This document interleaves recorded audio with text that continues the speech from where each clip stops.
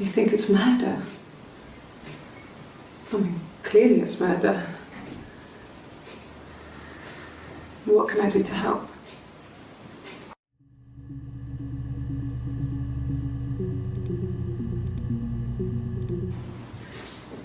Yeah, that's me. But February, I mean, that was months ago. What's that got to do with Simon's murder?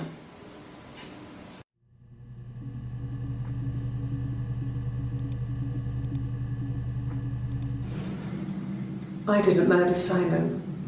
You've got it wrong. You've got the wrong person.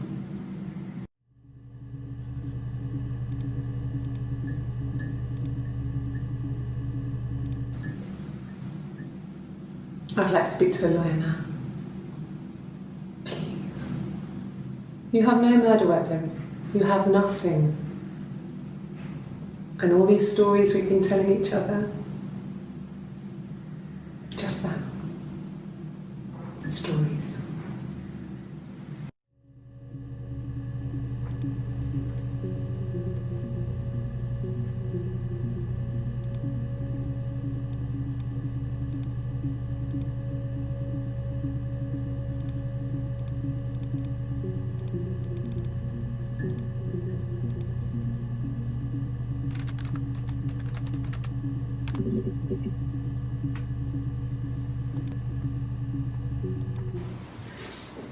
Yeah, that's me.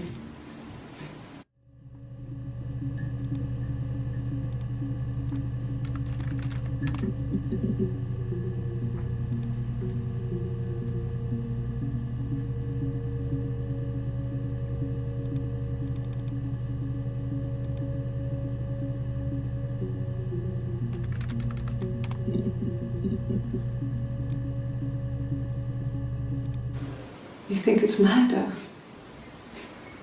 I mean, clearly it's murder. What can I do to help?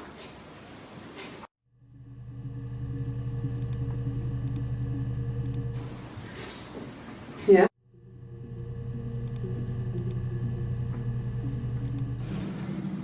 I didn't murder Simon. You've got it wrong. You've got the wrong person.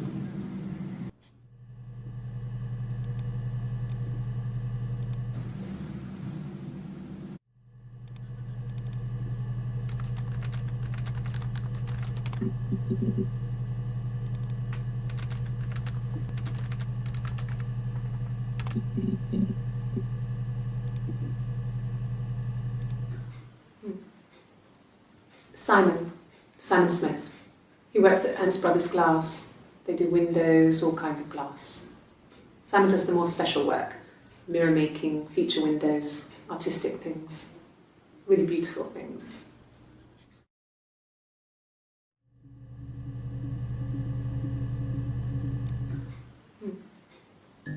Simon Smith. He works at Ernst Brothers Glass. They do windows.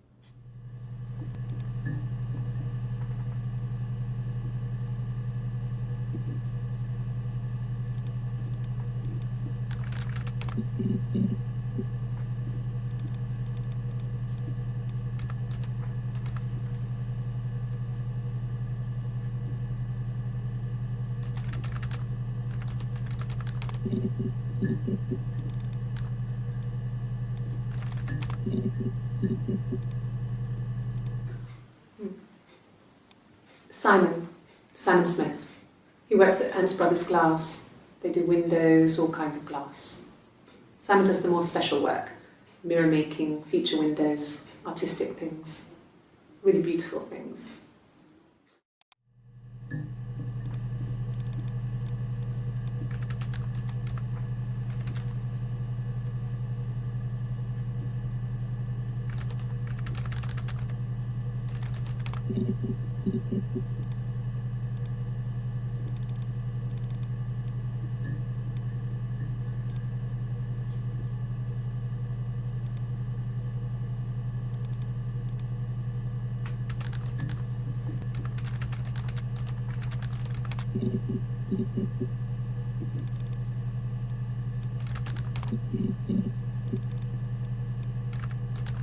Mm-hmm.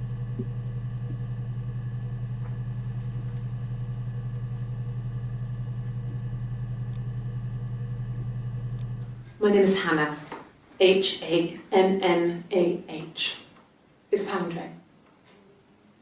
It reads the same backwards as forwards. It doesn't work if you mirror it though, it's not quite symmetrical, but well, I mean, you get the idea. Sorry. Hannah Smith, I live at 31 Gladstone Street.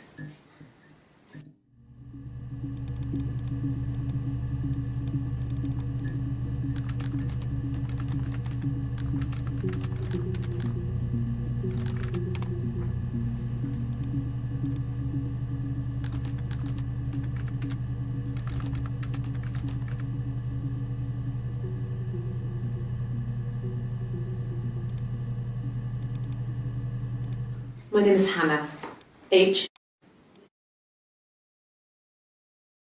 31 Gladstone Street.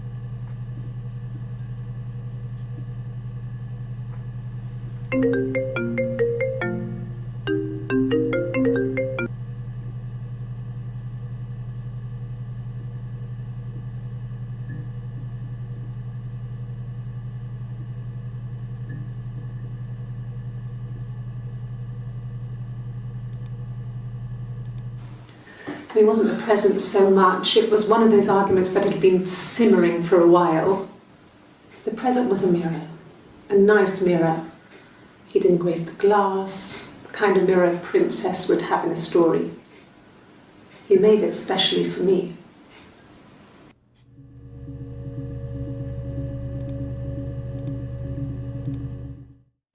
The mirror. I can't remember. I put it somewhere safe. Upstairs, I think. I haven't looked at it since.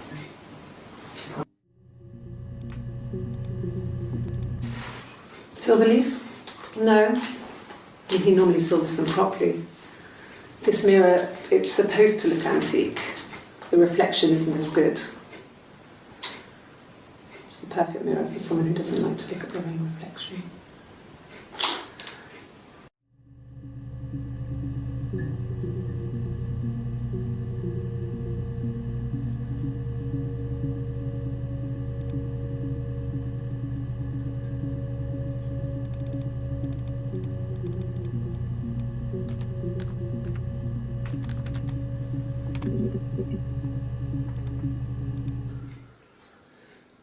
Simon is 6 foot, darkish blonde hair, average build.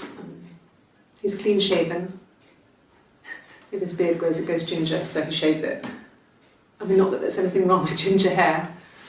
I bought a photo. They said a spring photo. This was taken last year on holiday in Rome. It's the best one I have.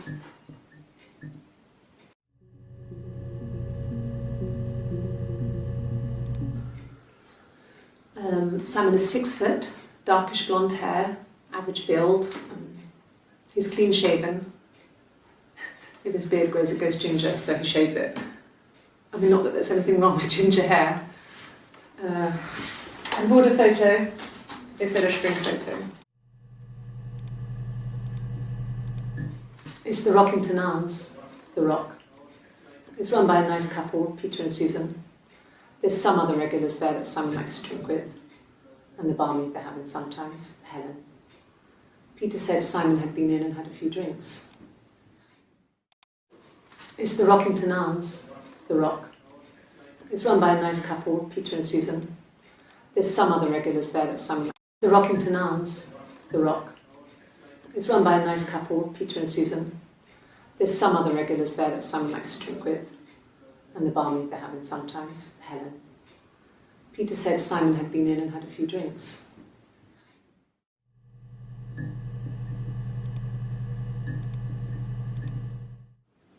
Yes, there's an Amstrad one. No one uses it for very much. There's a printer so you can write letters on it. Simon sometimes plays games, climb the tower, save the princess, that kind of thing.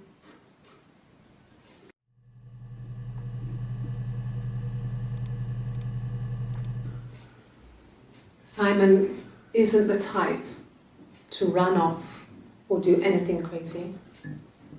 Someone must have done something to him, or there must have been some kind of accident. So what do we do next?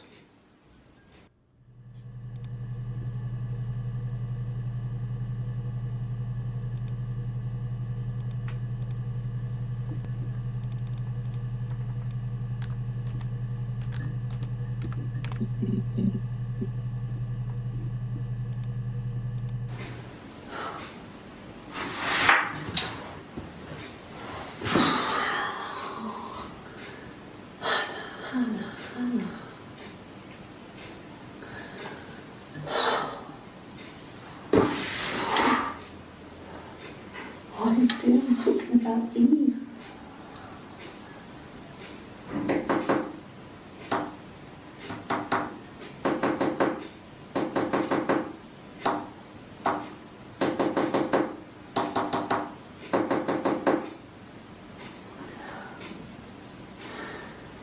Poor Simon.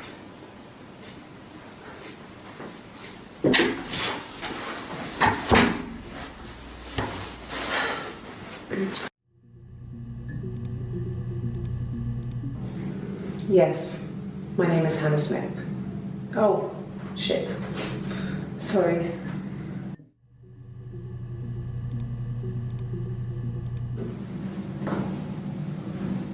Across the road, where my parents first lived there, was a midwife called Florence.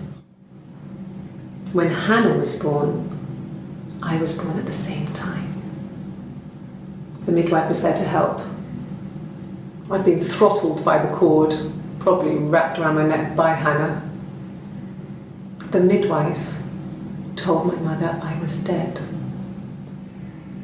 But I wasn't. She wrote all this stuff in a diary. Amazing what people will admit to on paper.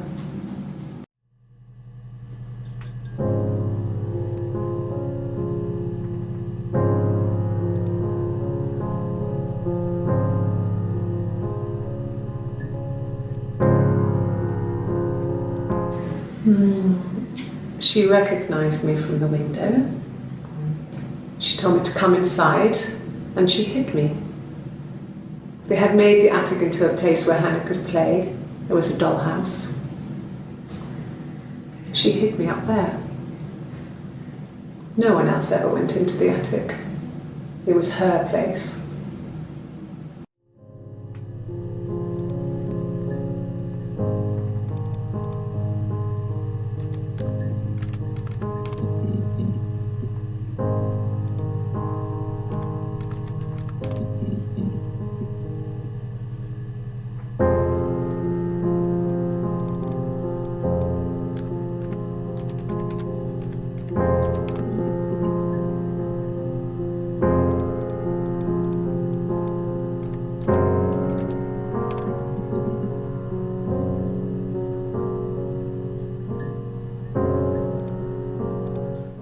No, he doesn't have any tattoos.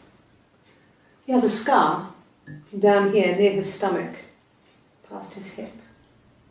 Cut himself with some glass. That was before, a long time ago. He looks just like the photo. He's not got his glasses on here though. He takes them off for the camera. But he needs them to see properly, when he has to read a newspaper or a menu in a restaurant. Not book so much, or watching TV. He likes TV.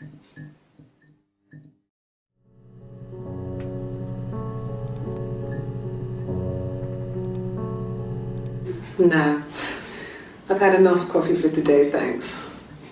glass of water.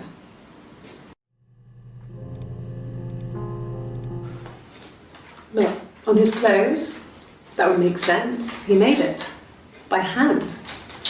I mean, he brushes the silver onto the glass. That's not how they make mirrors these days. I mean, he made the mirror and he gave it to me.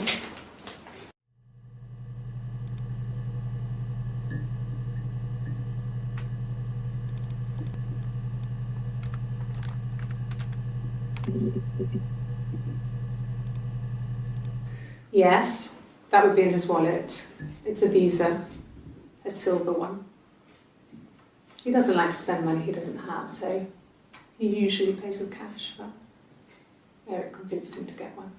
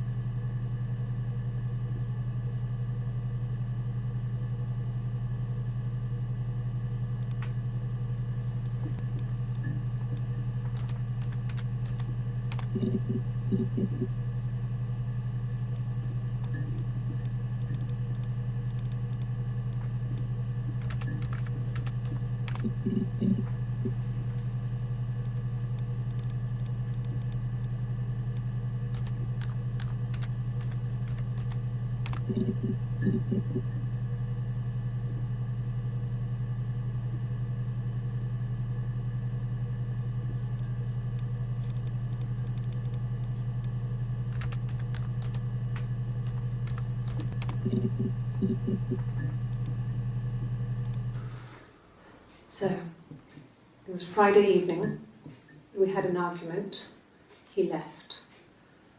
On Saturday he didn't come back, I waited all day. He was supposed to go help Eric out with something on the Saturday afternoon, they had a job, but he didn't show. So Eric was ringing on the phone. I checked at the Rock, that's our local. They said they'd seen him on the Friday night, but not since. He still wasn't back this morning, it just isn't like him at all. Still not back by dinner time. It's getting dark again, so I decided to come see you. His parents haven't heard anything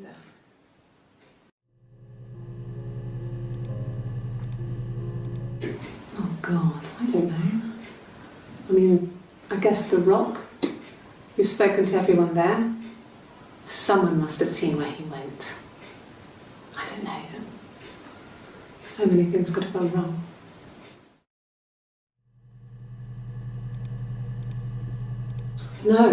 No one has been in the last few weeks. We had a plumber come in 3-4 weeks ago. Someone summoned you from the Rock.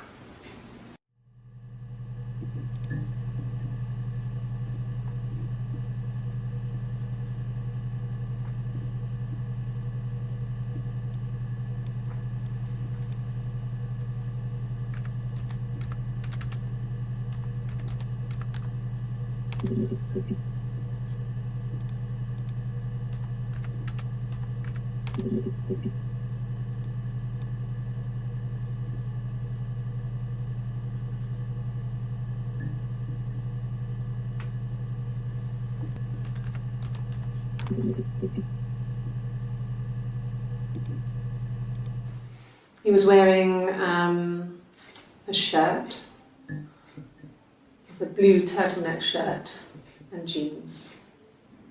He has a watch, it's a really nice one. That was a gift from his boss, Eric. He had his coat, a long grey duffel coat, like Paddington Bear. He would have taken that with him, it's not in the house.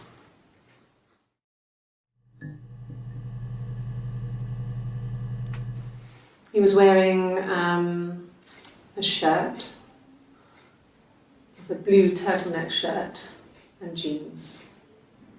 He has a watch, it's a really nice one. That was a gift from his boss, Eric.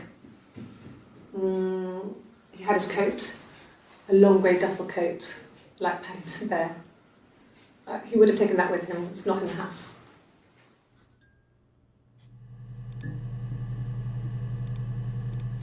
Yes, there's a car that we share, a Cavalier, and a van he uses for work. It's owned by Eric, but we look after it. Both of them are there now, parked in the street. I'm not sure about the keys for the van. I can look for you when I get back.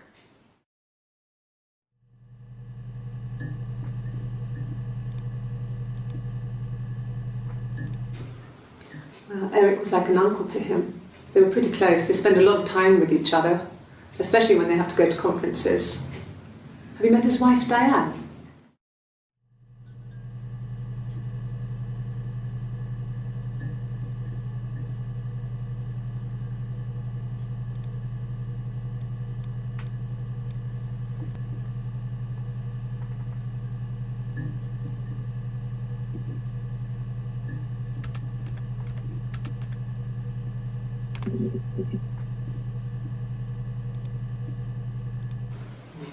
Diane is really nice. She helps out with the glaziers, organises the Christmas party, that sort of thing.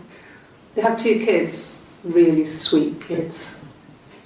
She used to look out for me when I worked there.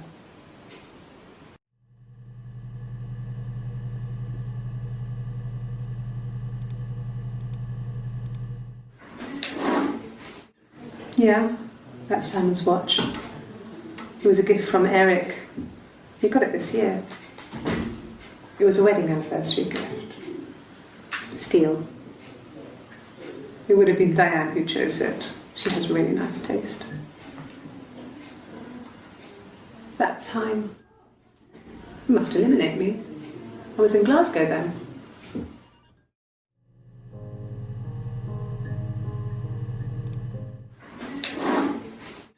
Yeah, that's Simon's watch. It was a gift from Eric. He got it this year. It was a wedding anniversary gift. Steel. It would have been Diane who chose it. She has really nice taste. That time, you must eliminate me. I was in Glasgow then.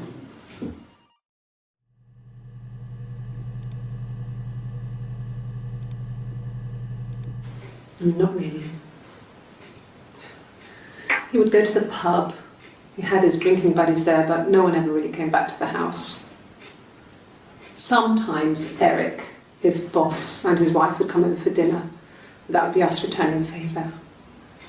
Diane is a really good cook, into her trendy ingredients. And the last time Simon cooked something off MasterChef, he got the recipe off Seedfax, and I did my Lloyd Grossman bit, commenting from the sidelines. I had to find fennel from the supermarket. Have you ever eaten fennel?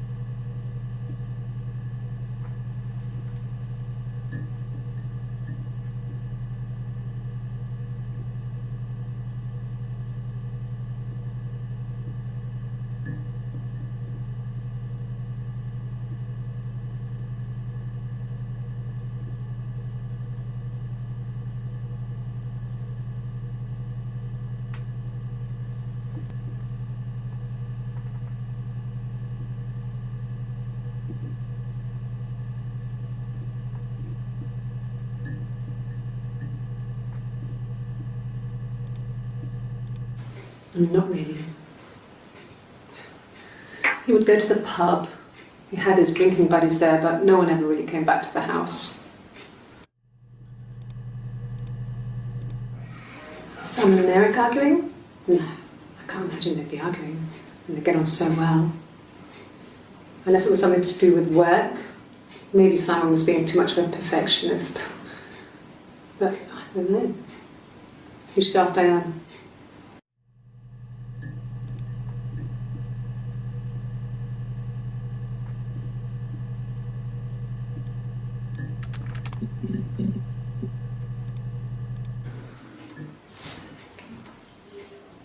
Well,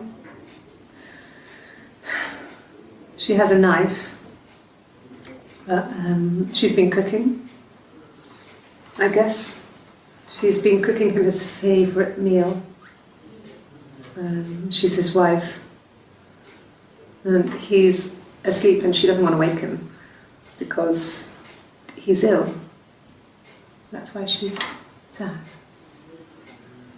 Because he's ill and he might die. It's kind of a sad story, so I'm not sure how it ends.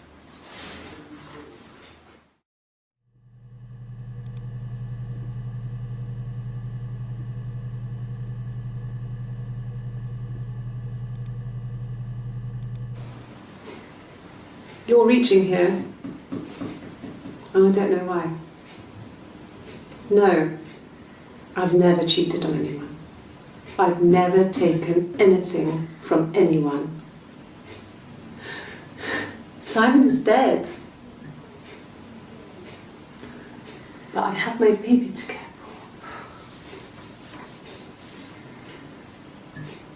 for. Why are you trying to make me sad? Why are you so obsessed with sex and affairs? You cheated on your wife. Is this your thing?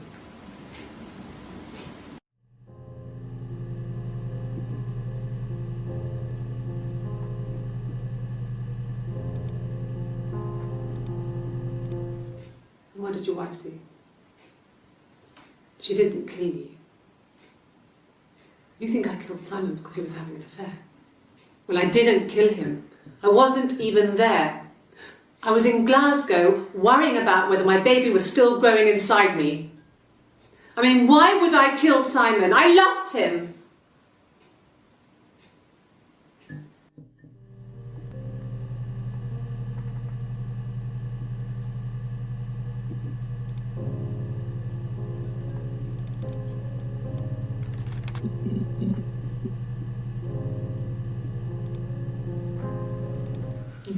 Thanks. Please find Simon. I love him so much.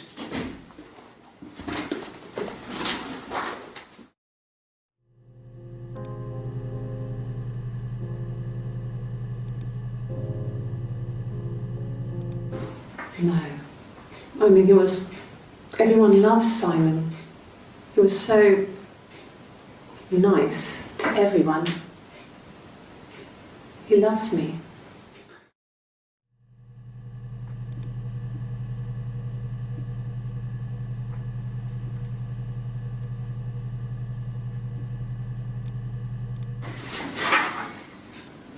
Cute. You must love them very much. What ages are they?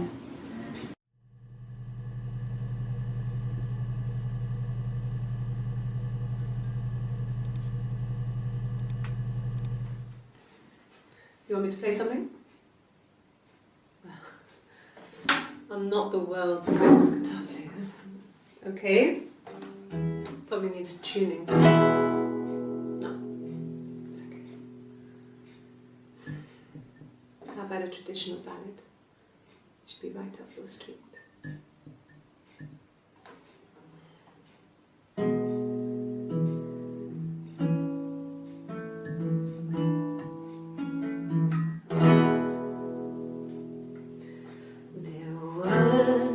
Sisters came walking by the sea. Oh, the wind and the rain. The eldest one pushed the other one in. Oh, the dreadful wind and rain. So they both had a love for the captain's son. oh, the wind and the rain. But he only cared for the youngest one, all the dreadful wind. Oh, the eldest envied her sister fair, oh, the wind and the rain, with a pretty little face and her long blonde hair, oh, the dreadful wind and rain. So she pushed her in and held her down, oh, the wind and the rain, watched her as she slowly drowned, oh, the dreadful wind and rain. Oh, she floated up and she floated down, oh, the wind and the rain, floated till a ship came by, oh, the dreadful wind and rain. Out comes the captain's son, oh, the wind and the rain, Father dear, here swims and swan, oh, the dreadful wind and rain. And then it gets really weird, so I think that's a good place to stop.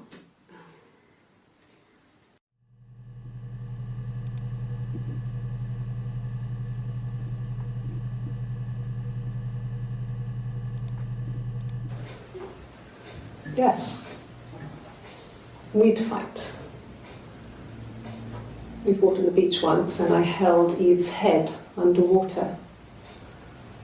There was no one else around. It was at the far end of the beach, and I held her head under and I kept it under. And for a moment, I just wanted to kill her and watch her drown. But that was it. It was just a moment. We made up afterwards. It was a love-hate relationship.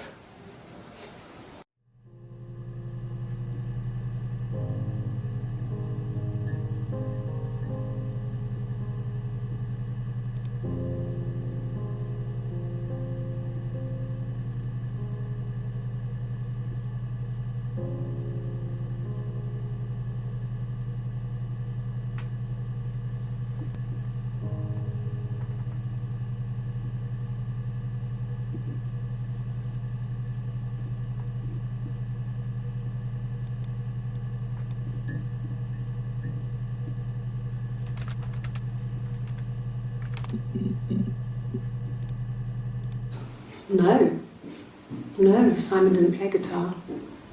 He wasn't very musical. He liked to listen, but he was tone deaf.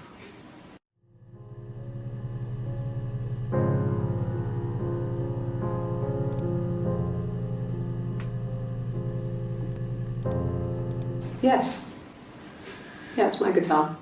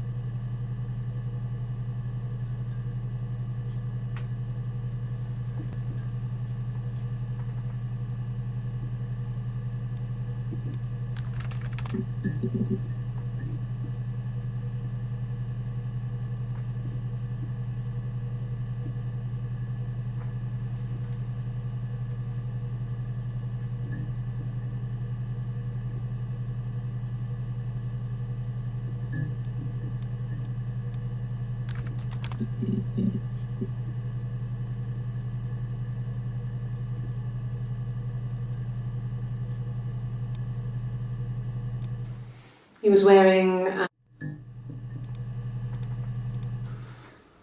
So, it was Friday evening.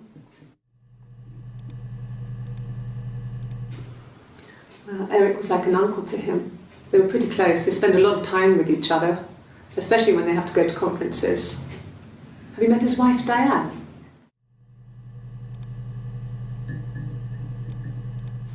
Yes, there's a card.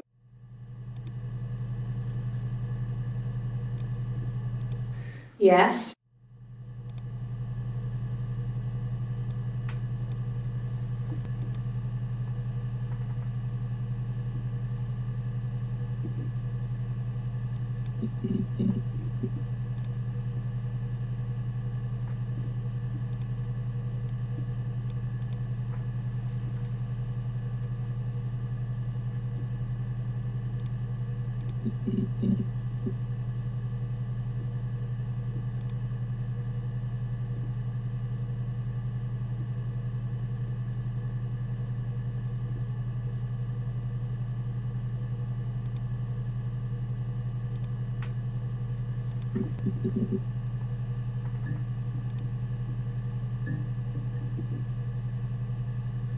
Yes.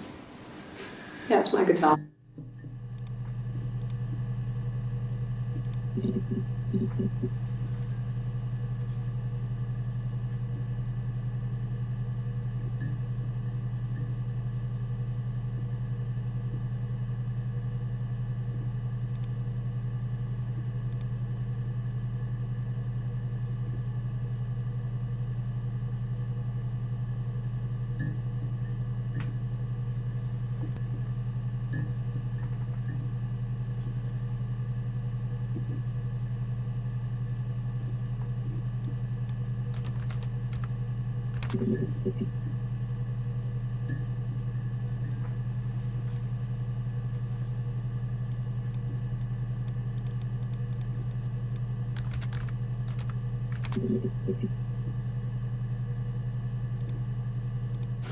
We spent the wedding night in a hotel in Brighton.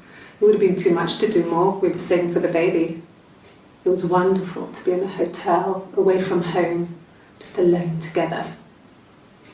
Since then, we've always tried to get away for our holiday.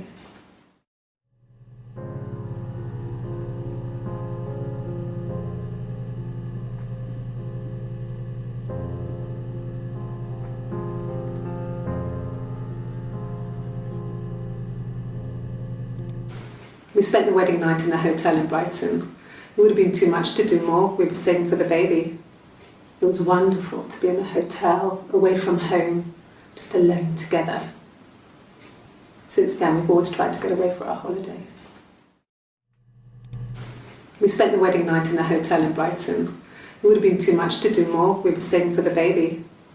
It was wonderful to be in a hotel, away from home, just alone together. Since then, we've always tried to get away. We couldn't afford our own place. Simon dropped out of school, went full-time at the Glaziers. That was Eric's generosity. We moved in with his mum and dad. They had a spare room for us and the baby, if it came. It was a nice change, time to myself, living there for those months, full of hope.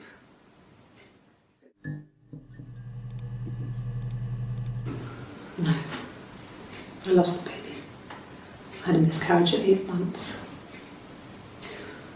We carried on living at Simon's parents until, well, it was only a few months after.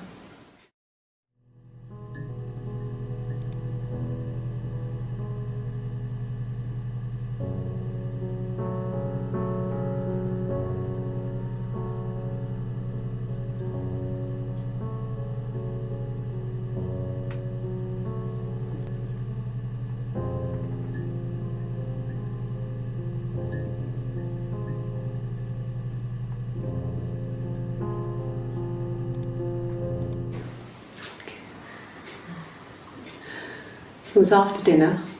I'd spoken to Simon's parents on the phone. I looked up for an early night and I suddenly had this thought. I think it was something his mum had said.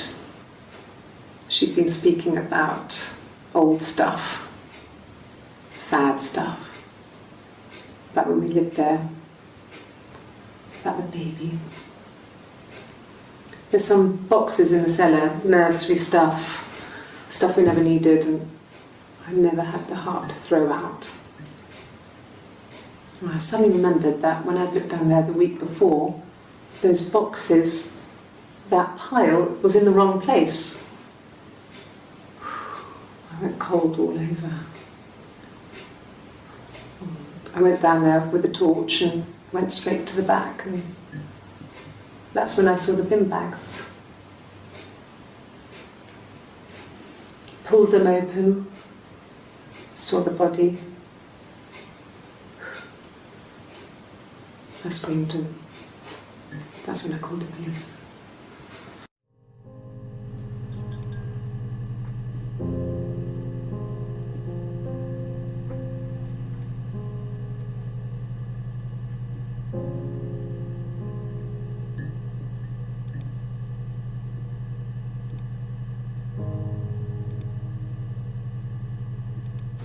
Yes. It was a shock to him. I mean, we never thought it was possible. I don't know what he... I mean, I hadn't decided whether to keep the baby. I wasn't really ready to talk to him about it.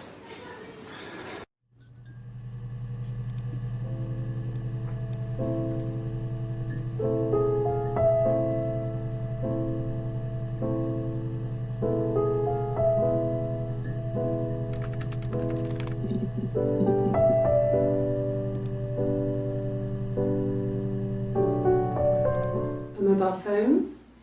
Yeah. Well, they have one for the Glaciers, but it's only for work. I can't remember the number.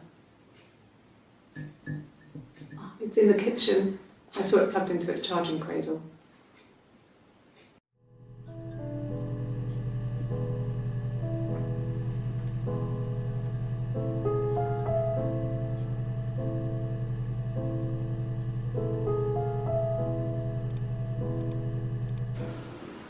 I did. Well, we met when we were 17, both working at the Glaciers.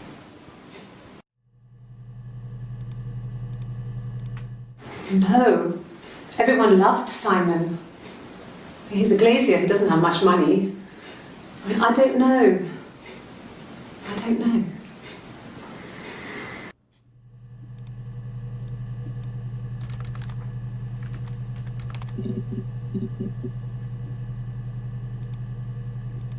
Sure, I think. I do all the bills and paperwork and handle all the money stuff, so it should be easy for me to find. Do you want them dropped off to you?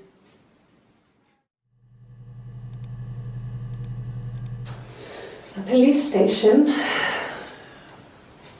Yeah. When I was young, we ran away on my birthday. Bob Dylan was playing in London and we thought we could break into his tour bus and have him take us with him. The taxi driver we paid to drop us off, I mean, we'd saved money, pinched a bit here and there to pay for the fare. He was suspicious because we were so young, so he told the police. So they came and picked us up and took me back to Portsmouth. My mum picked me up from the station. But I blamed everything on my friend Eve. So my parents let me off.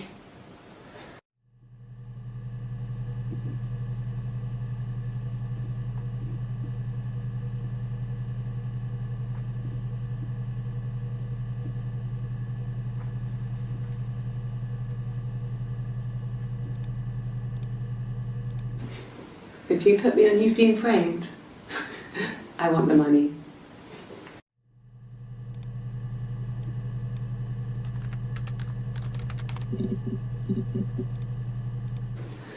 No, he was as shy as me. I asked a friend to ask him out for me. We had our first date at the Odeon in the North End. We went to see Risky Business. I had on my one best dress. Simon paid. He bought me a whisper, and I was worried about getting chocolate on my teeth.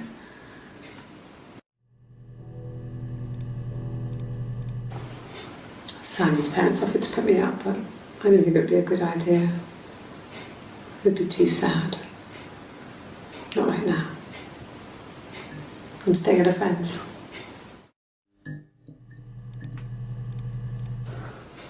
Well, my friend Eve.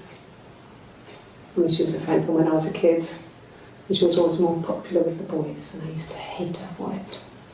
I mean, really hate her sometimes.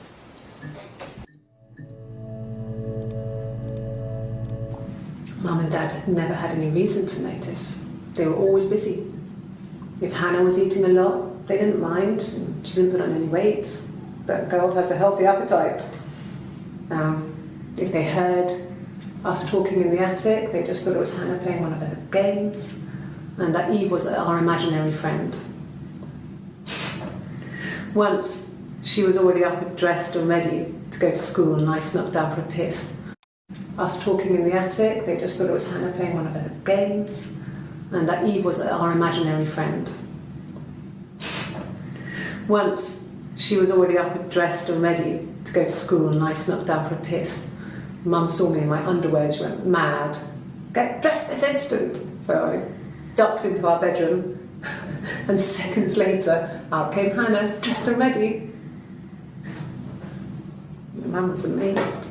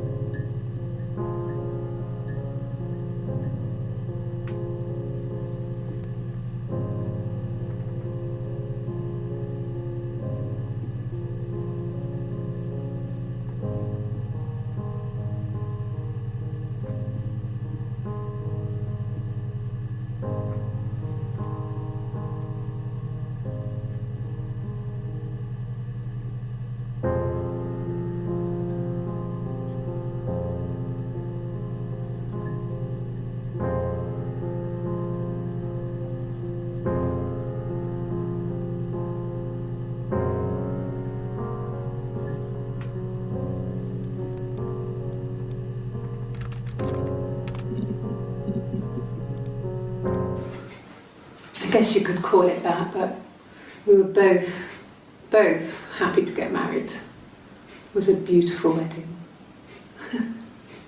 We had our first dance to Come Back and Stay. I'm not sure if that's a good wedding song, but I loved it. I chose it.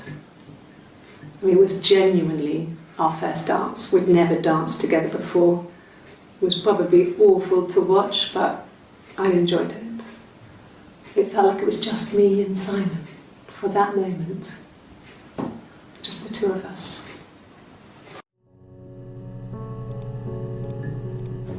Yeah, we were 17. It was a nice wedding, people said. Simon looked very handsome in the photos. His parents paid for everything, but he's an only child, so it was important to them. It was what they called a shotgun wedding. But if you looked at the photos, you couldn't tell. The dress was beautiful. It looked like Princess Diana's. The train wasn't quite as long though. There's a great photo of the bridesmaid helping to carry it out of the car.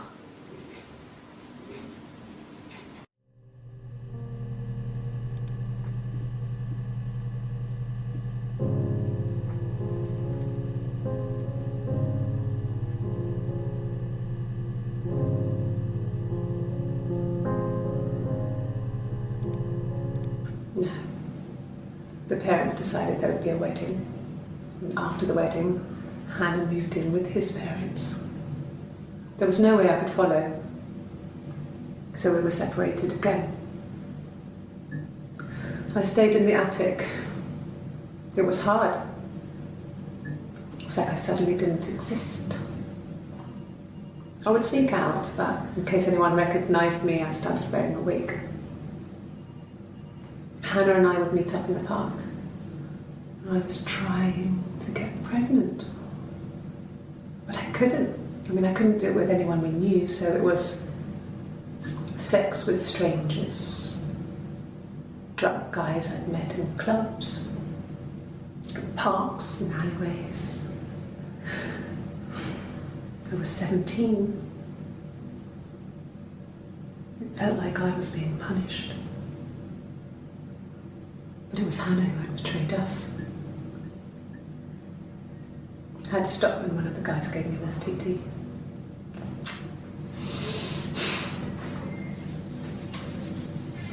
When we met up, it was disturbing. For the first time, my reflection, she didn't look like me. She was fatter, flushed. If anything, I was getting skinnier. I found it hard to look sometimes.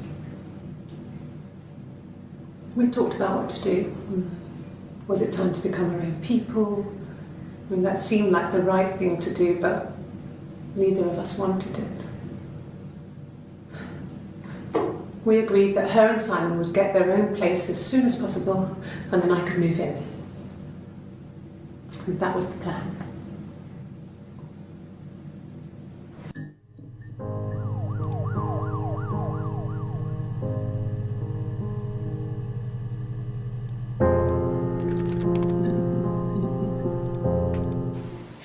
And the hotel said he was there. And the hotel said he was there.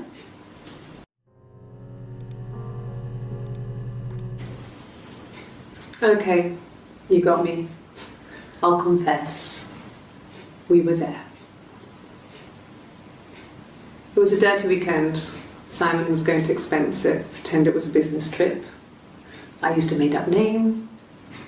We stayed at the hotel, had room service, didn't leave the room, had a great view of the river, and you could hear the church bells.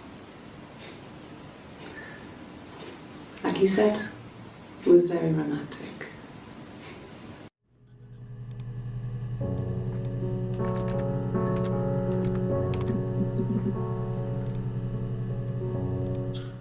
He has a wallet, a huge, silly thing, leather, real leather, I think.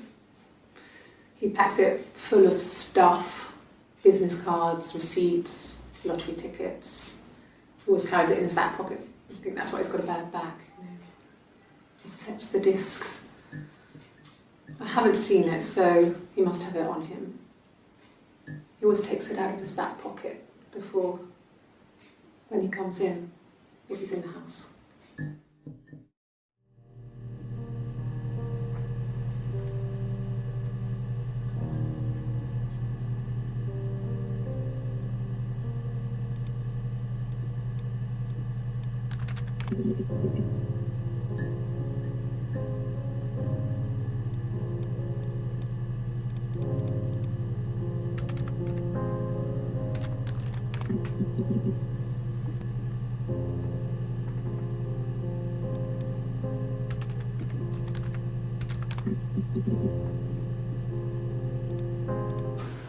When will the police let me back in the house? They let me take a bag of clothes with me, but...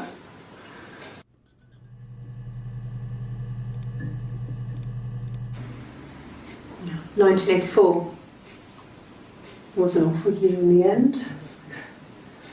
We were living at Doug and Eleanor's. I lost the baby at the end of spring and my parents died in the summer. It was a hot summer, a heat wave. So when they discovered the bodies, it was just awful. Because of the circumstances, them dying together like that, they brought in a lot of police. A forensic entomologist. I had to look that up. It was because of the heat. It's just awful.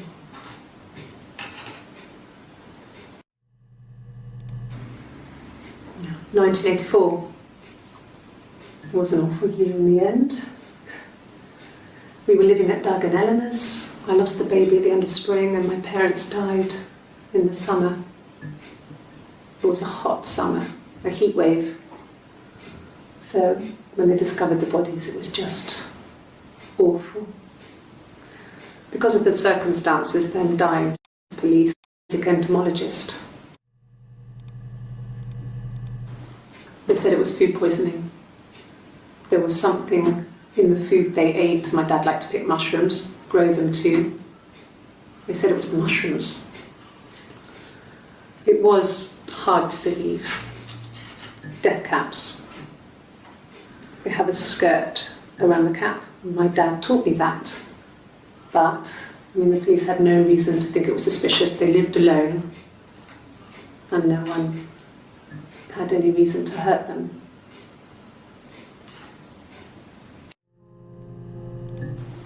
They said it was food poisoning. There was something in the food they ate. My dad liked to pick mushrooms, grow them too. They said it was the mushrooms. It was hard to believe. Death caps. They have a skirt around the cap. My dad taught me that. But, the police had no reason to think it was suspicious. They lived alone and no one.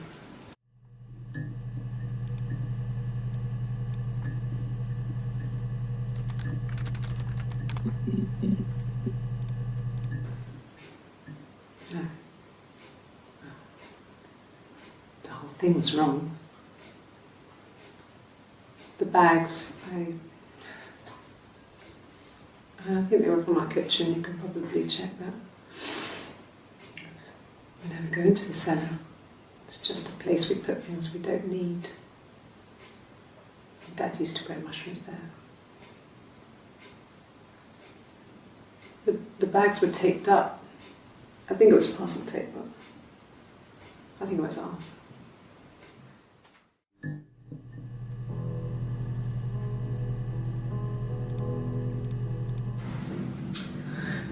I was living in the attic. It was a very hard time. I was depressed, was still pretty sick of the STD. And I came down one morning and they were dead. They were in bed and both had been sick. They'd thrown up a lot.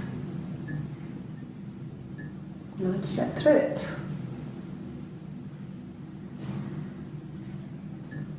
The police said it was the mushrooms they ate. Dad was a mushroom expert.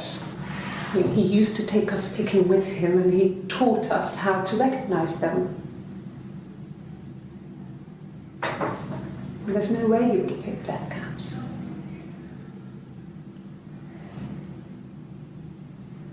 But the police believe that's what happened. They never even looked in the attic.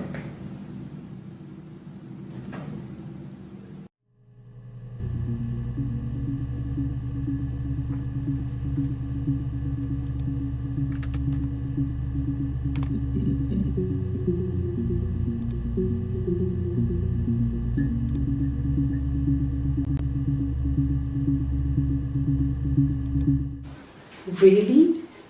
You're going to ask me about my sex life? Isn't that private?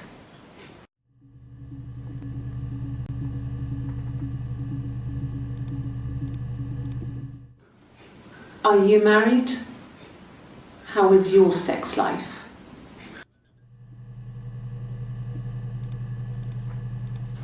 So, our sex life is probably fairly average for a couple after 10 years of marriage.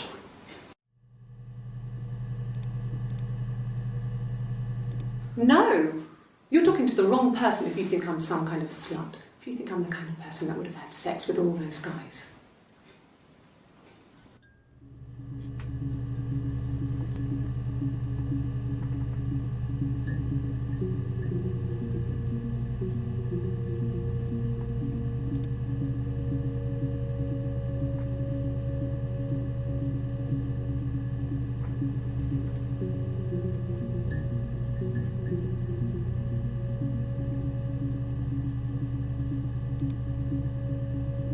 No, I was 15, Carl was older, 17 I think.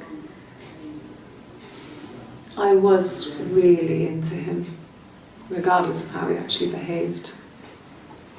Lots of drunken teenage sex. We did it in a church once. It's stupid. So he got tired of us and we split up after about 6 months. It was sad, but those early experiences, they help you realise who's really important to you, you know? Family,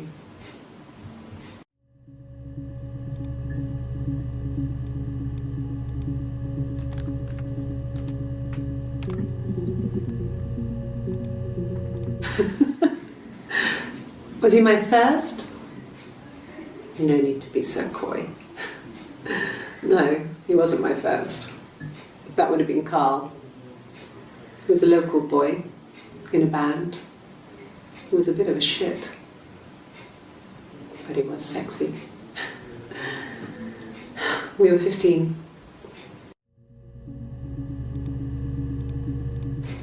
Family. So, Carl fucked off, and then there were other boys here and there, and then Simon.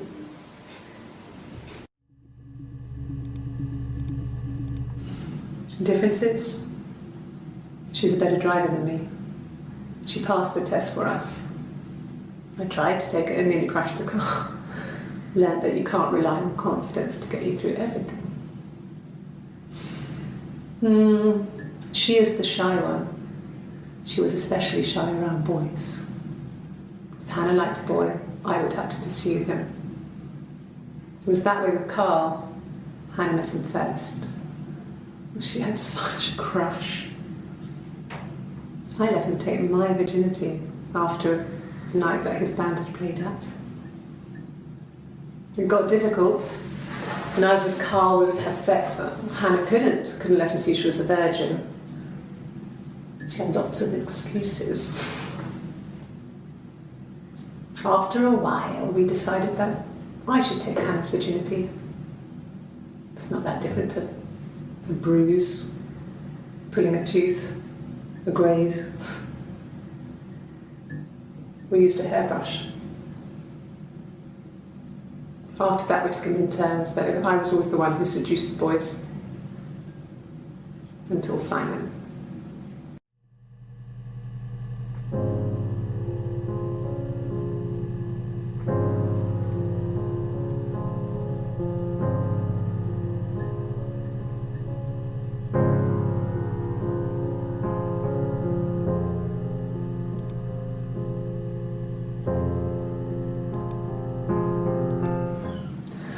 Hannah was so smitten with Simon. She started getting jealous, didn't want to share. Even the first date, we went to see Tom Cruise at the Old Odeon. We both went, kept changing places in the toilet. We only had the one best dress, so we had to keep swapping clothes. Must have thought we had terrible bladder problems. The next date, it was my turn. At the end, I let him kiss me, but that was it. We didn't want another Carl on our hands, and the Ouija board had said to hold back. After that, it was Hannah's turn, and she slept with him. Broke the rules. Deliberately broke the rules. She wanted to be the first to sleep with him. I mean, that's when she got pregnant. From that one time.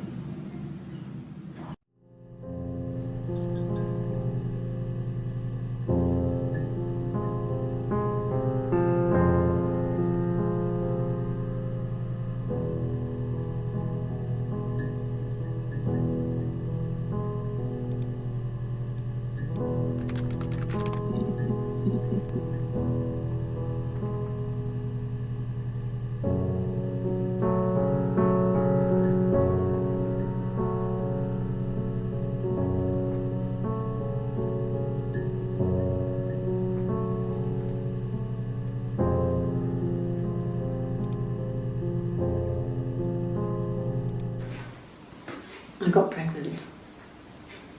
Both our parents had a big powwow. We weren't even in the room. And they decided we should get married.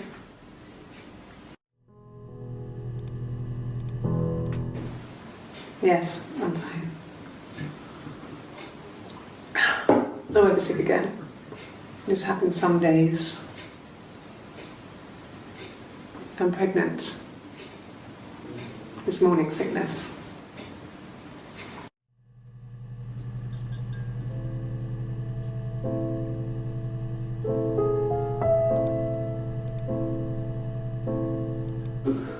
No. Well, yes. You found out on my birthday. I told him I was pregnant.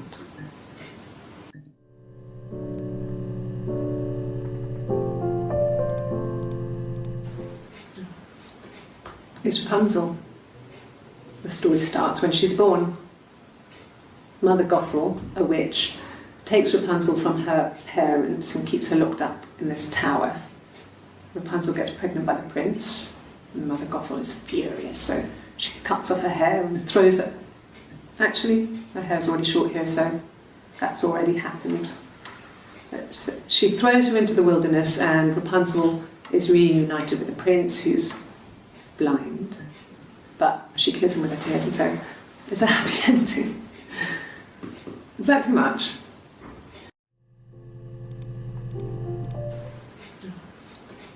It's Rapunzel. The story starts when she's born. When I arrived in Glasgow, I was exhausted. The streets were empty. I was driving badly, and I hit a taxi. Not a big crash, just paintwork.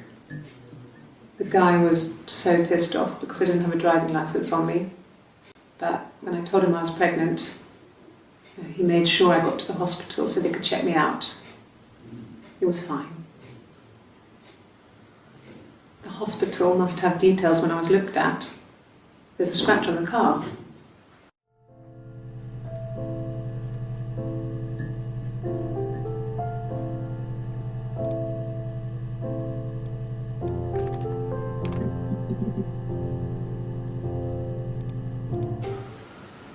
I wasn't in the house all of Friday night. After the argument, after Simon left, I left too. I was upset and I wanted to get away, so I took the car. I got in the car and I drove. I just kept driving north. Just kept going, just wanted to get as far away as I could.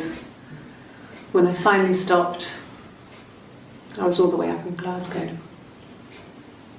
I was so tired. I just had to sleep.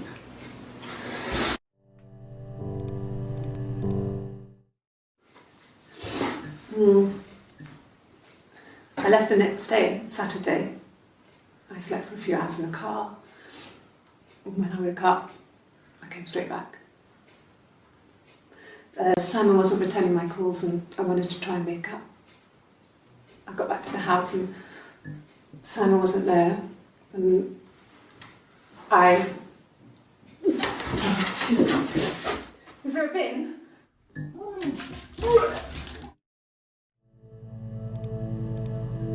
Yeah, I pulled over and slept in the car.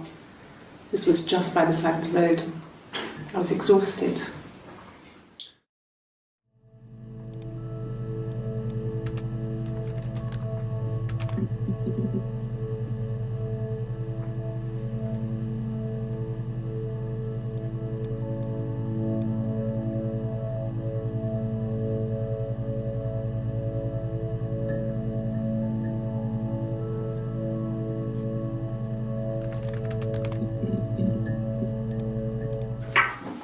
Let me see.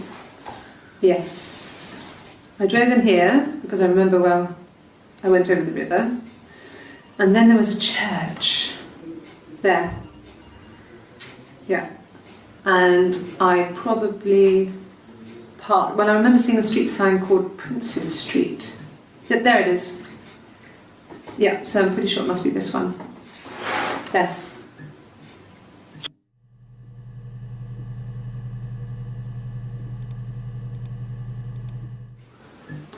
Anyone really changes. You just become more yourself. Simon was my prince, and that hasn't changed. And the Glaziers.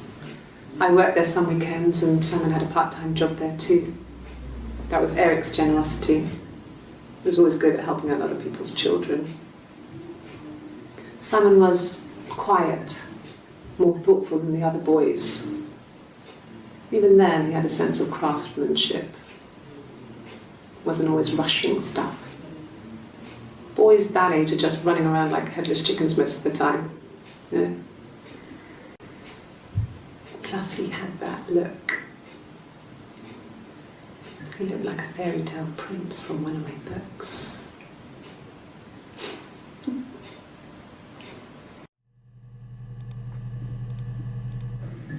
There were always princes and princesses. They were the special people, more important than the other characters in their stories. We knew we were like that. Twins. Magical. We were the princesses. We had a poster of Princess Diana from the newspaper up in our attic. Had pride of place. And underneath we used to put all our special things. When her engagement was announced, we were obsessed with everything she did. And later, when her life went so bad, we felt for her. Her divorce last year just kind of drew a line under things.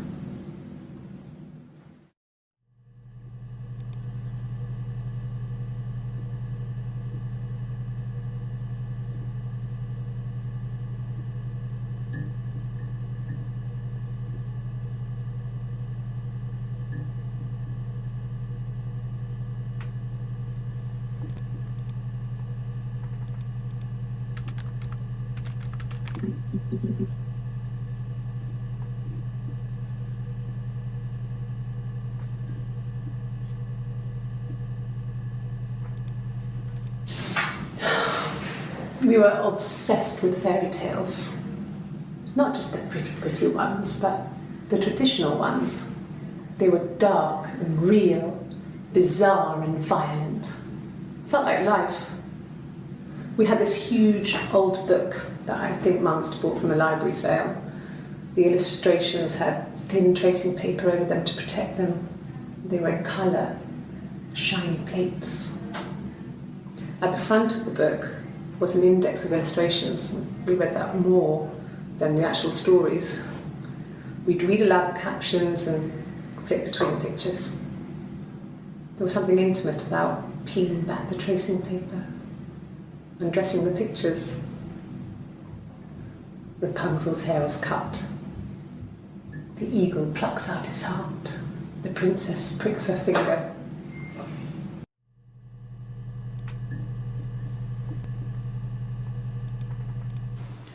It wasn't the present so much, it was one of those arguments that had been simmering for a while. The present was a mirror, a nice mirror. He'd engraved the glass.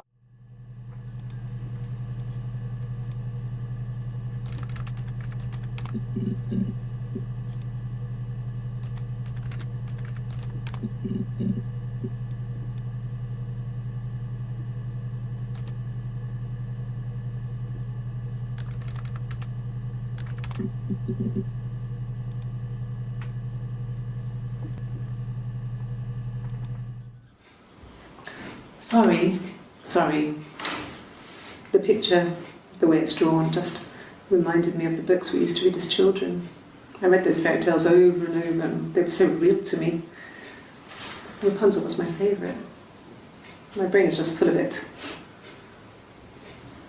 Are any of these in colour?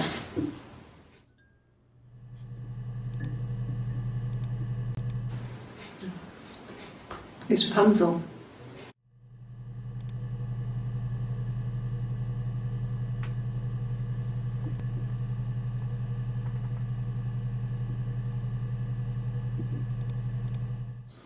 Did I pass?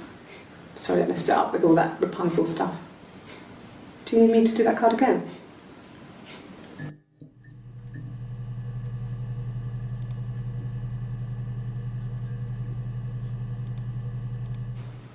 Could the hairs have come from somewhere else? I mean, could they... We have a lot of dolls in the attic. There's a Rapunzel doll with long blonde hair. Could they have come from there?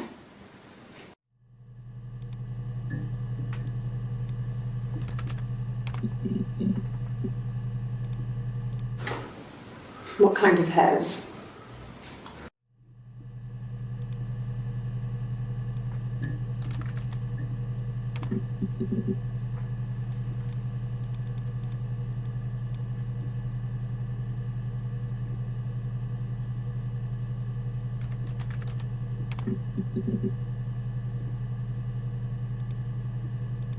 Yes. I inherited it from my parents, so it made sense to move back. Me and Simon. Felt like going back to old ways before the pregnancy. Reminded me of being a girl, the dollhouse in the attic, old things. We didn't sleep in my parents' bedroom for a long time. We decorated it as soon as we moved in, but it was another year before we started sleeping there.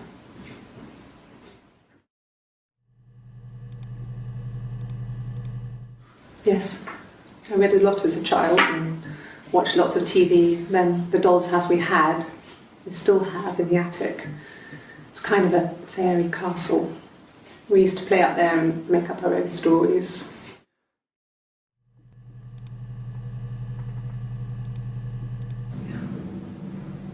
I'm not sure where the dollhouse came from. I don't know if it was given to them or they inherited it. I mean, they wouldn't have had the money to buy it. It was so huge. It must have been taken up to the attic in parts and then reassembled up there. It's a beautiful thing. Wallpaper to scale, little furniture, the lights work, mirrors, beds, big duvets and pillows. We spent hours and hours playing in it, invented all these characters and families who lived there. We wrote paperwork for them all, passports, diaries, and gave them all really elaborate stories. Once, a moth got trapped in there. We'd left a light on. It was making the most horrendous noise. We tried to kill it, but it was tough. We ended up crushing it under a copy of the Arabian Nights.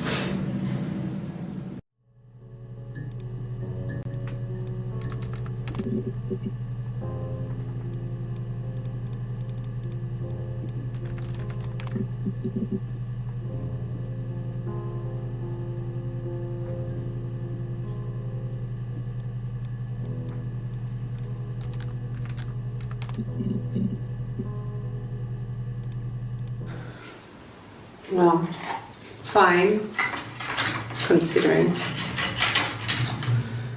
I got back into the house today, and that was weird, knowing your people had been there through my things. It's like I'd been burgled. And worse, obviously. I don't know. I haven't lived in the cellar yet. They sent a cleaner in. As good as new, he said. But they had to throw some stuff out. Couldn't get the blood out. And I'm still waiting to hear from the coroner so we can get a date set for the funeral. It's going to be a cremation. So,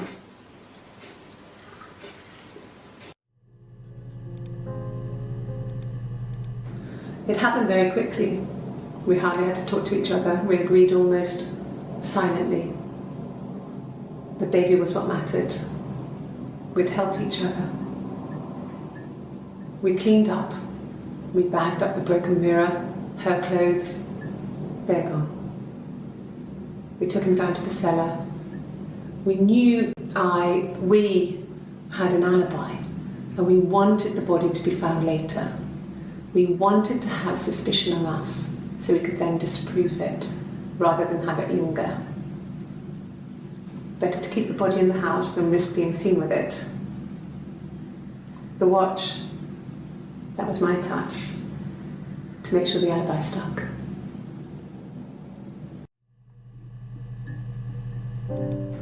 It happened very quickly. We hardly had to talk to each other. We agreed almost silently. The baby was what mattered. We'd help each other. We cleaned up. We bagged up the broken mirror, her clothes. They're gone. We took him down to the cellar. We knew we had an alibi, and we wanted the body to be found later. We wanted to have suspicion on us, so we could then disprove it, rather than have it linger. Better to keep the body in the house than risk being seen with it. The watch, that was my touch, to make sure the alibi stuck.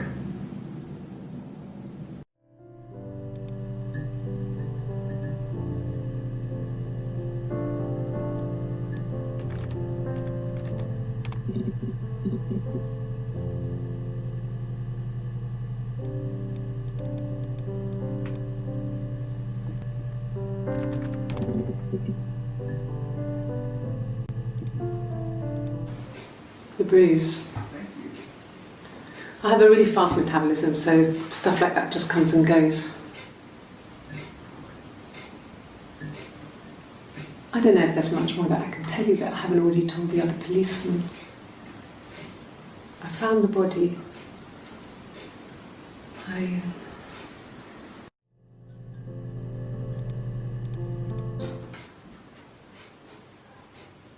His body didn't look real. And his throat. It looked like his throat had been cut. And I didn't see his glasses. He has these thick glasses.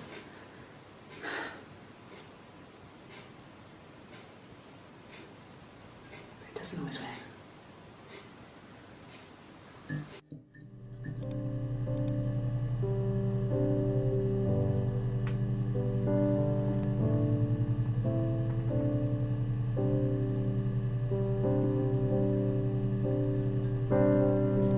Really?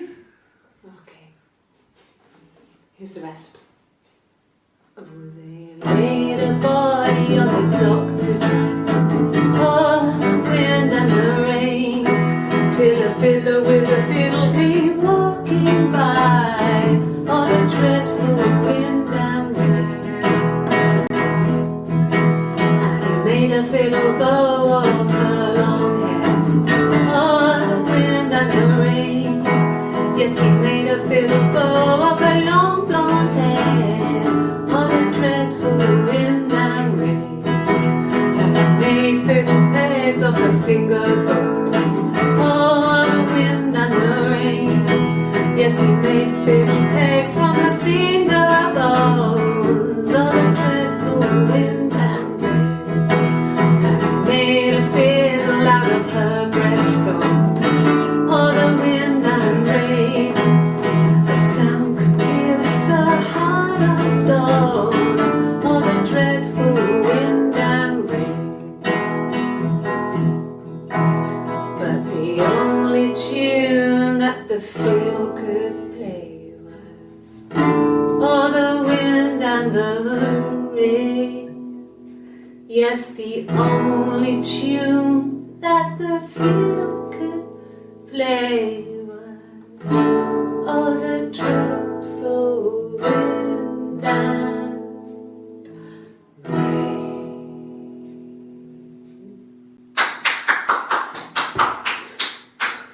Anything you sing may be used as evidence against you.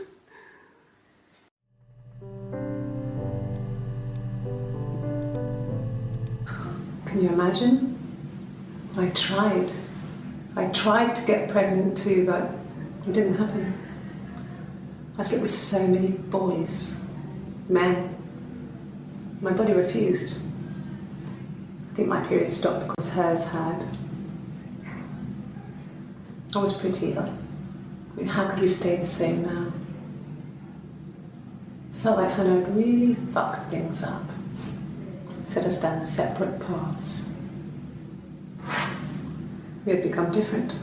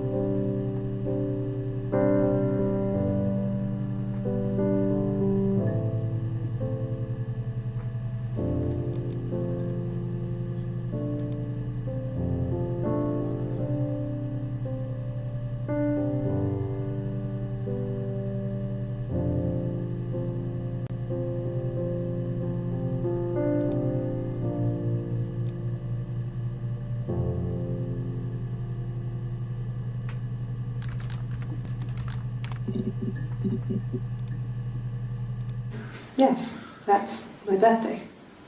Not one of the big ones, but I guess you can see that. Yes, that's my birthday. Not one of the big ones, but I guess you can see that. It was my birthday, like you said. We were going to have a meal at home. We had our meal. He gave me his present. I guess I didn't like the present.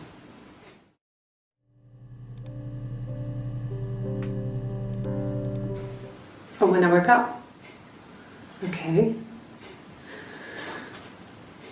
I woke up. Simon was already up and he made me birthday breakfast of eggs Benedict. We both had to go to work, so we saved presents till later. I got to work, had some birthday cake, children sang me happy birthday, then I came home. The birthday meal was a takeaway, and Simon gave me his present, which I didn't mind. And after that, we talked about the baby. It turned into a big argument. Simon left. I was furious. I wanted to get as far away as I could and get some space to think. So I left. And Simon gave me his present, which I didn't mind. And after that, we talked about the baby.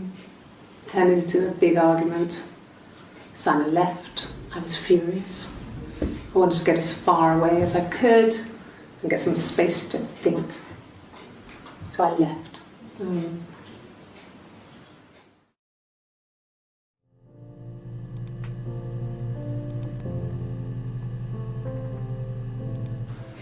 It was my birthday, like you said.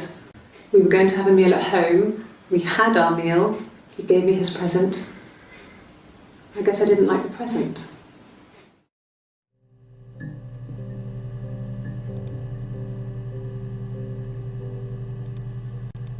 Yes, that's my birthday. No. A week or so ago. It would have been the Saturday before my birthday. You know, I get like that on the weekends, have a lie-in, then want to get up and blitz the house.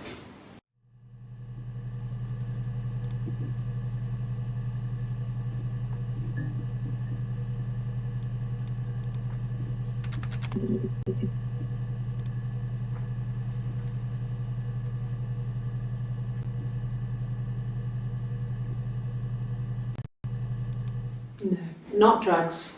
I mean, he drinks, but never very much. He goes to the pub and has one or two. Sometimes we go together. He drinks wine with food, but no, he doesn't have any kind of drinking problem.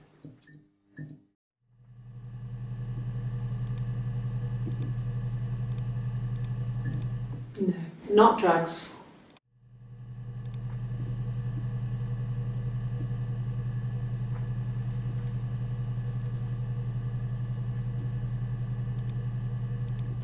At the time they said it was poison, food poisoning. I mean, I felt so guilty. If I'd still been at home, maybe I could have done something. I don't know.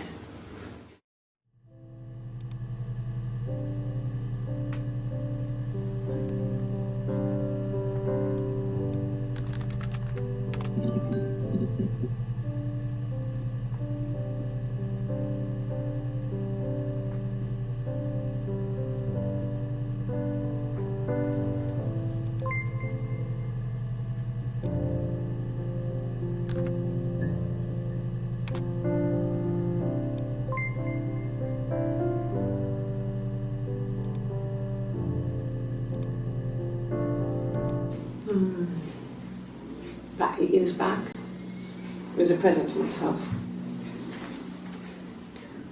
I shouldn't even be drinking coffee with the baby. It's been hard trying to give it up. I think they say you can have 1 cup.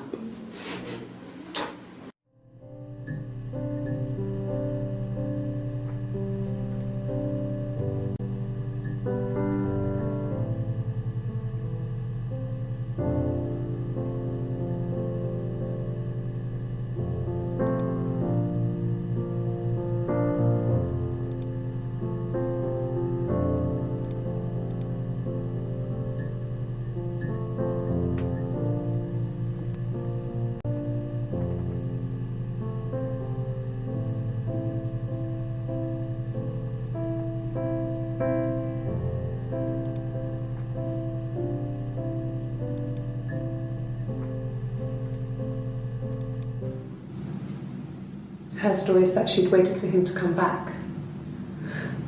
She put on my wig, some of my clothes, pretended to be me. They talked. She'd enjoyed being me. He said he wanted to be with me. Then he took out a present, another mirror, just like the one he'd given her earlier. That unique present. She went crazy, smashed the mirror. They argued, screamed. He hit her. So she grabbed a piece of the mirror and just swung it round. She cut his throat clean open. She'd only meant to scare him off.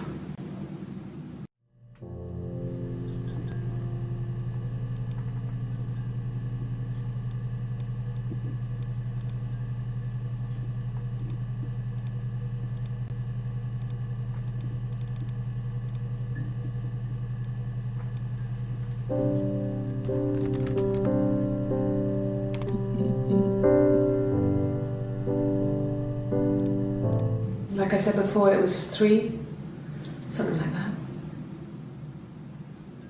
I walked in, saw Simon.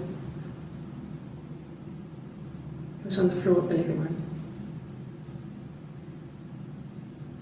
His throat had been cut. There was a lot of blood.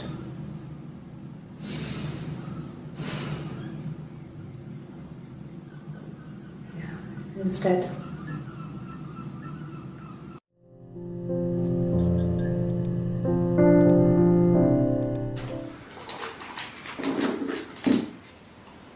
On his throat. How?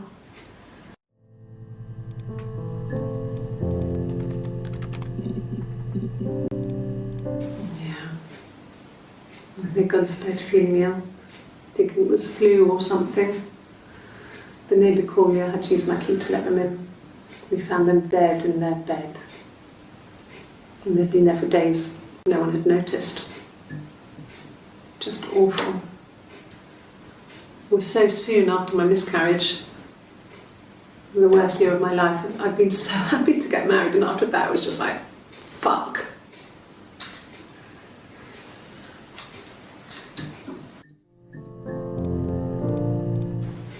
It's all that matters, really, the baby. Simon's dead, but the baby, that's how he will live on. Our baby.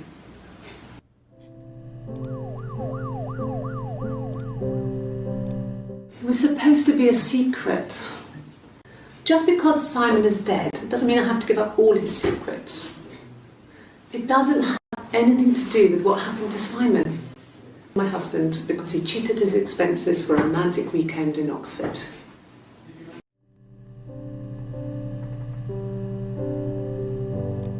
It was supposed to be a secret.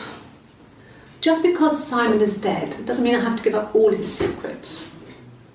It doesn't have anything to do with what happened to Simon. No one murdered my husband because he cheated his expenses for a romantic weekend in Oxford.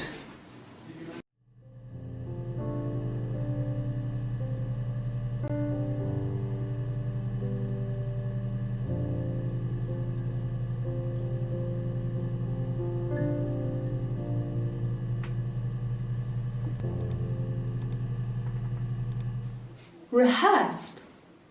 You ask me the same question, you'll get the same answer. Is that your evidence? Of course I thought about what happened then. It's all I've thought about. My husband is dead.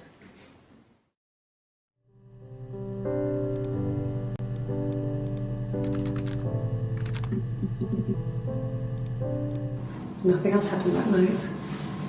We talked, then I said goodbye. Then next week I was singing the bar again, and there he was. And again the next week. He offered to buy me a meal. I told him I had already eaten, and so we got chips and ate them on the beach instead. when we said goodbye, he asked me to kiss him. Romantic.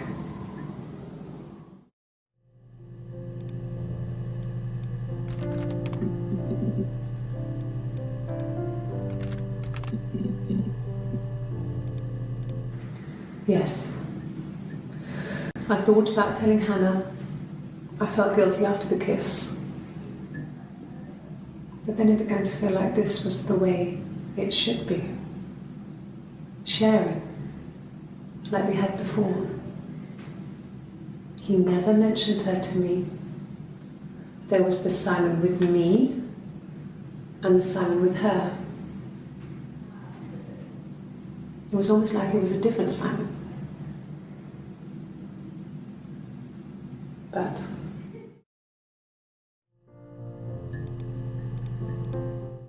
after the kiss, the next time, he took me back to the house, to our parents' house, to their house. So, it was definitely him.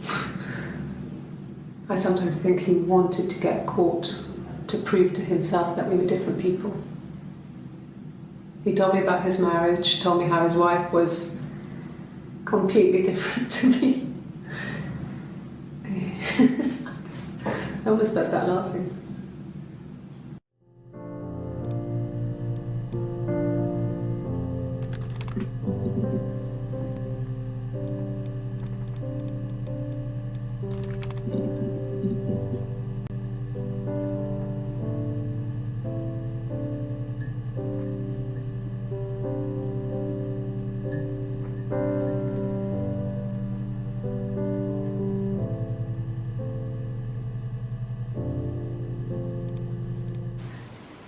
Are you sure?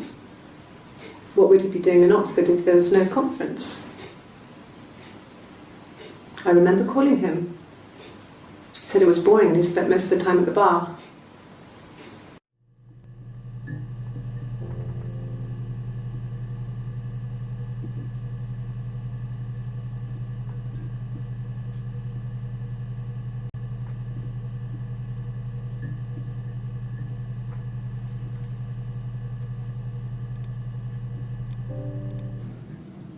So I moved out. Got a small bed sit. Got my tattoo to mark the occasion. I was singing in a bar in the evenings, so I had some money, enough money to cover my rent. And I've been doing something similar ever since. I haven't put down any roots. I don't exist.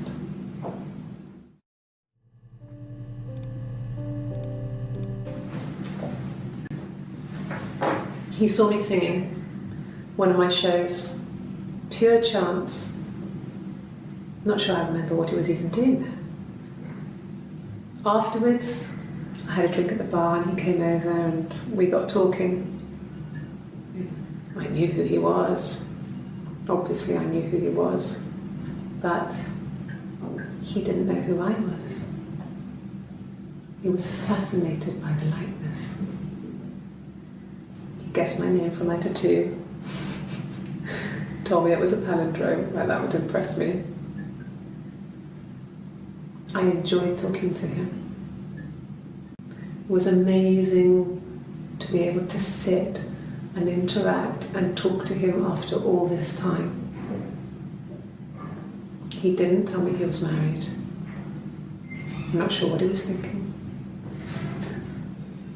He later told me it was like he was dreaming. A waking dream.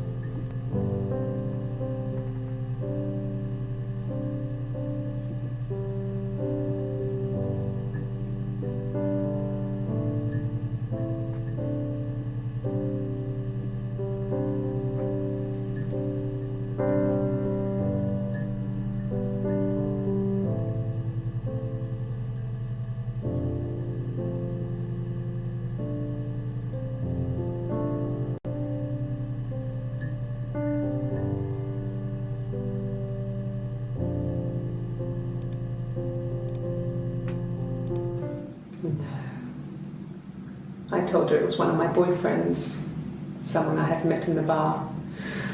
I think she was happy. But I could tell she was thinking, why couldn't it happen to her and Simon? They were the ones with the real life. Why not them?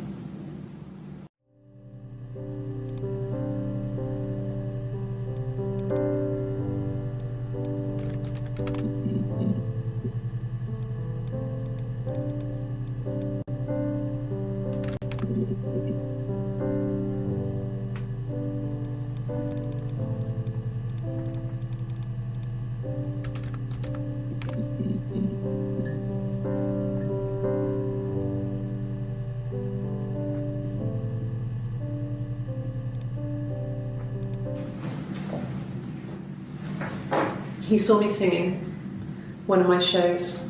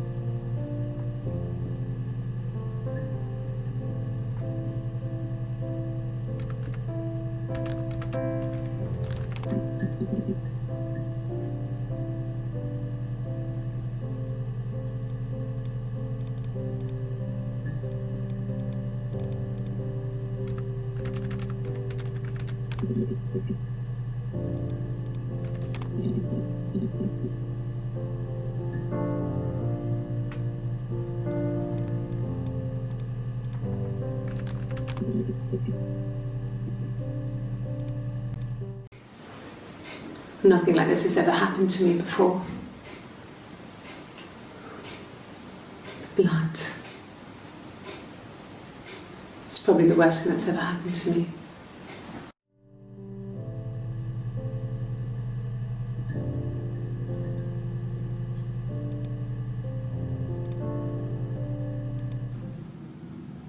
She was sat behind him.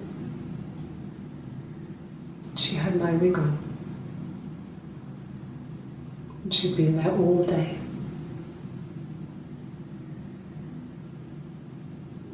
And she had blood on her.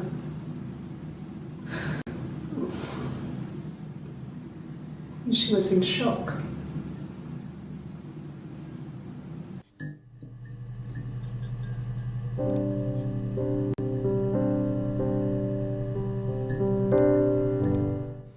Okay? I've given blood before. Do you need to take that for your records?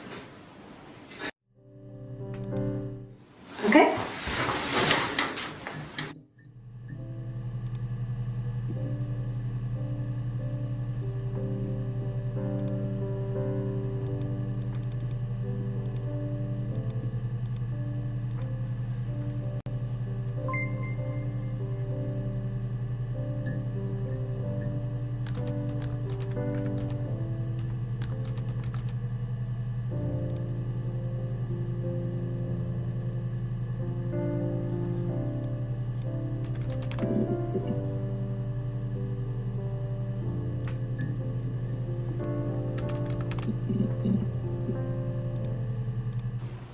Okay.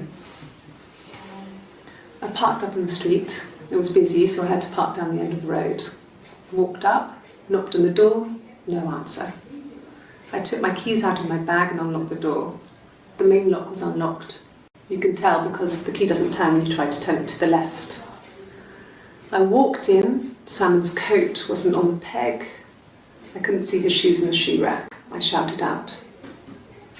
I walked straight into the kitchen because he usually sits in there to have a cup of tea and read his paper, but he wasn't there. I touched the kettle, it was cold. I looked quickly in the living room, nothing. So I walked upstairs to the bedroom and he wasn't there. I didn't search for him because it was pretty clear he wasn't there. I had a shower. The phone rang whilst I was in the shower. I didn't answer it. I think it was Eric. Then I was just exhausted. So I lay down on the bed and I fell asleep, though I didn't mean to. I woke up a couple of hours later and I was surprised to see no one in the bed next to me. And then I remembered where I was and what had happened. That's when Eric called again. This time I spoke to him. Then I called Doug and Eleanor. And then I decided to come and see you. That enough? Oh, okay. I parked up on the street. It was busy, so I parked down the end of the road. I walked up to the house. I knocked on the door. No answer. I took my keys out of my bag, unlocked the door. The main lock was unlocked. I could tell because the key wouldn't turn when I tried to turn it to the left. I walked in. Simon's coat wasn't on the peg. I couldn't see his shoes on the shoe rack. I shouted out for him. I walked straight into the kitchen. He usually sits in there to have a cup of tea and read his paper. He wasn't there. I touched the kettle. It was cold. I looked quickly into the living room. Nothing. I walked upstairs to the bedroom. He wasn't there. I didn't search for him because it was pretty clear he wasn't there. Then I had a shower. Whilst I was in the shower, the phone rang. I think it was Eric, his boss. I didn't answer it. Then I came out and I was just exhausted. So I lay down on the bed and I fell asleep, but I didn't mean to. I woke up a couple of hours later and I was surprised to see no one in the bed next to me. And then I remembered where I was and what had happened. That's when Eric called again. I spoke to him. Then I called Simon's parents. And then I decided to come and see you. That enough?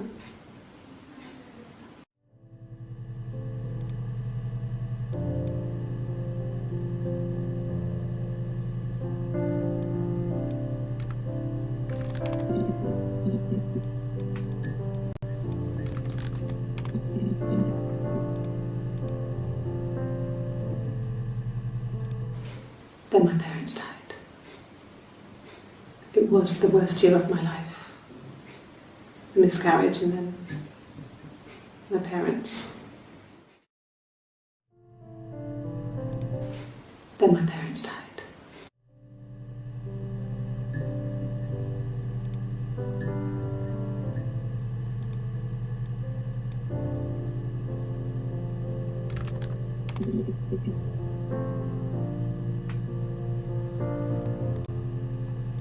Yeah. I've been round to Doug and Eleanor's and they're very worried. I feel sorry for them.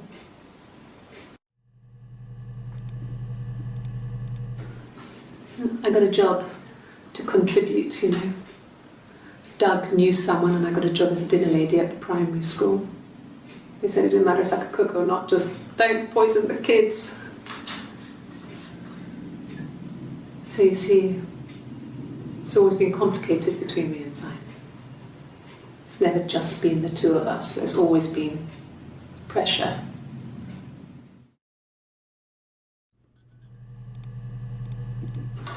I hoover, I dust every week, maybe less. I once asked Eleanor how often I should dust and she said, if people ask, tell them you do it once a week, but every few weeks is okay. I think she was just trying to make me feel better. I mean, when I was there, she was hoovering every day. You know, ran an ordered house. You know how that generation is, putting on a brave front. She has secret stashes of cigarettes. Doug doesn't even know she smokes. When I was there, I saw her. She has these sort of porcelain vases, ornamental, next to the Reader's Digest books. Cigarettes inside. And she still has them. I mean, last time I was there, I looked in a vase. There was a fresh pack. I mean, all those years of marriage. And she still has a secret like that.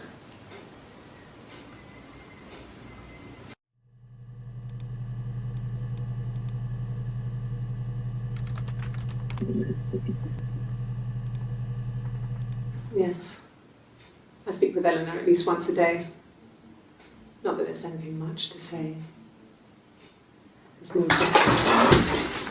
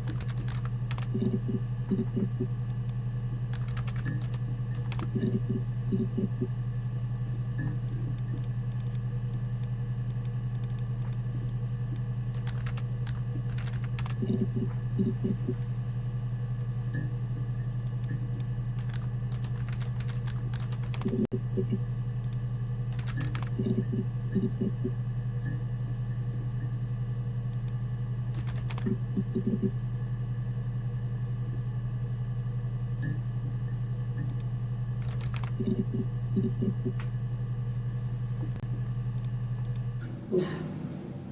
The parents decided there would be a wedding. And after the wedding, Hannah moved in with his parents.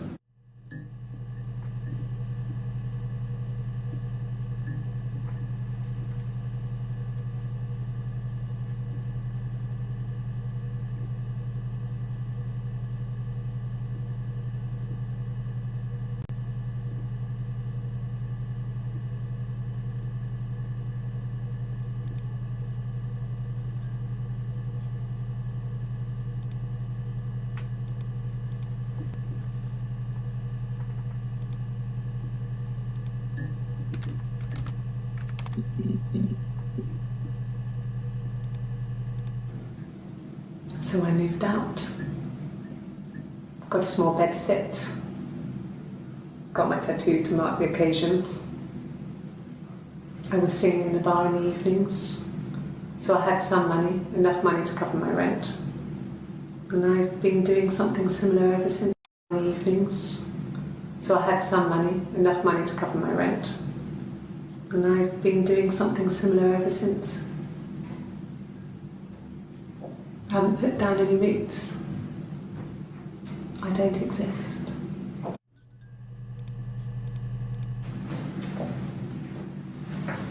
He saw me singing one of my shows, pure chance. Not sure I remember what he was even doing there. Afterwards, I had a drink at the bar and he came over and we got talking. I knew who he was. Obviously, I knew who he was. He was fascinated by me. He guessed my name from my tattoo. Told me it was a palindrome, like that would impress me. I enjoyed talking to him. It was amazing to be able to sit and interact and talk to him after all this time. He didn't tell me he was married. I'm not sure what he was thinking. He later told me it was like he was dreaming. A waking dream.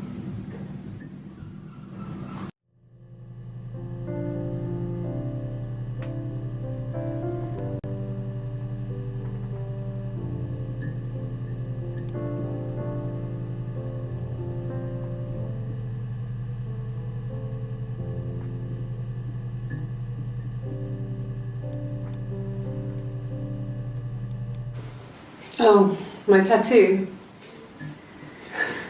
I got it to express my individuality. It's an apple and a snake.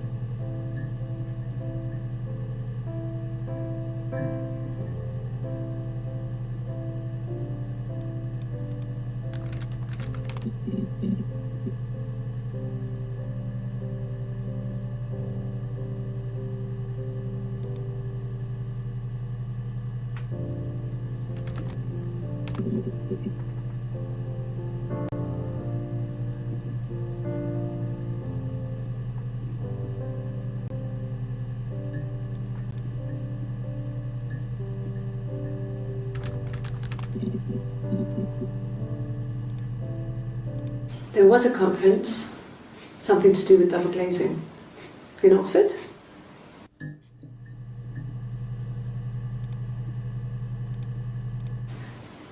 Are you sure?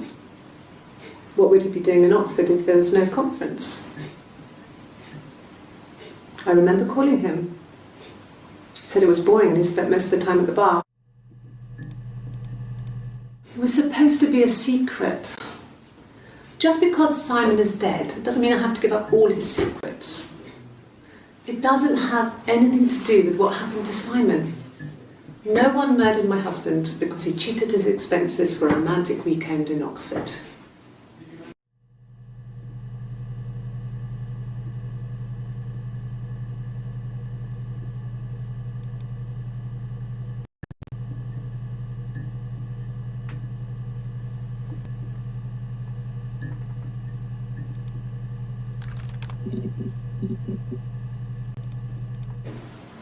Yes, I'm fine. I won't be sick again. This happens some days. I'm pregnant.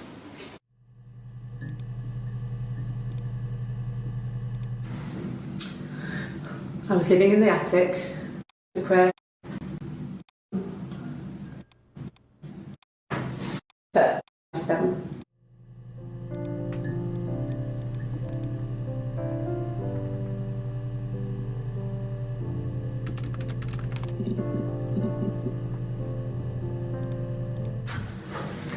When we weren't together, we'd send secret messages by tapping out a code that we'd learned from a book, the knock code. Something prisoners of war would use. We'd tap them out on radiator. When we weren't together, we'd send secret messages by tapping out a code that we'd learned from a book, the knock code. Something prisoners of war would use. We'd tap them out on radiator pipes or the attic floor.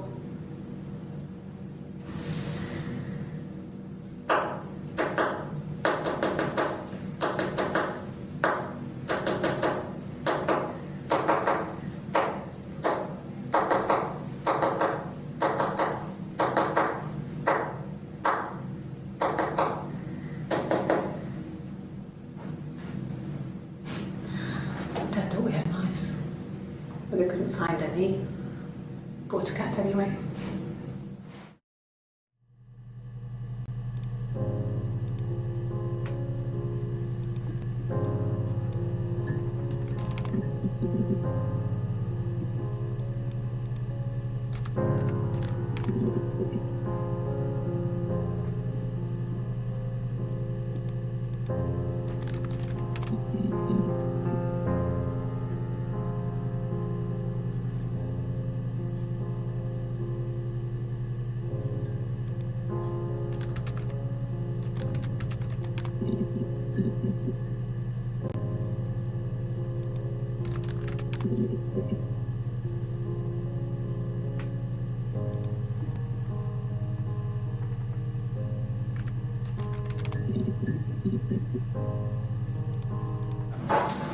When beautiful people died, we always felt like it was a sign.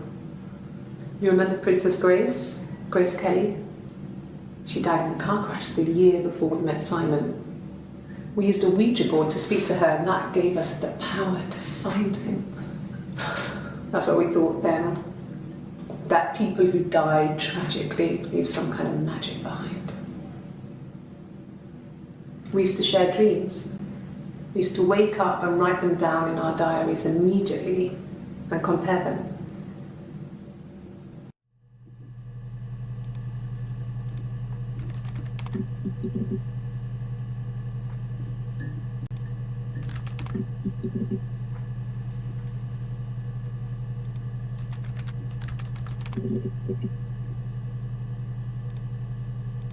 An affair. Simon wasn't having an affair.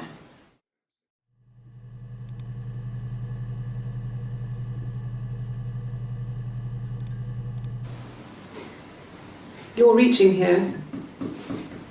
Oh, I don't know why. No, I've never cheated on anyone. I've never taken anything. But I have my baby to care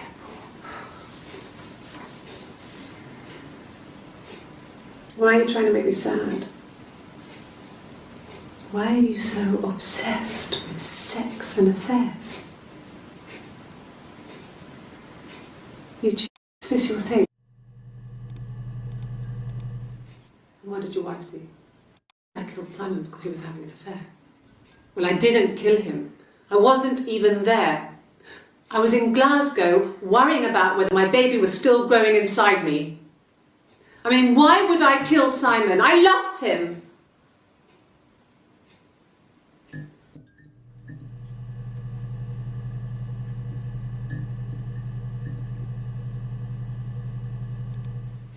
And what did your wife do? She didn't kill you. You think I killed Simon because he was having an affair? Well, I didn't kill him. I wasn't even there. I was in Glasgow worrying about whether my baby was still growing inside me. I mean, why would I kill Simon? I loved him.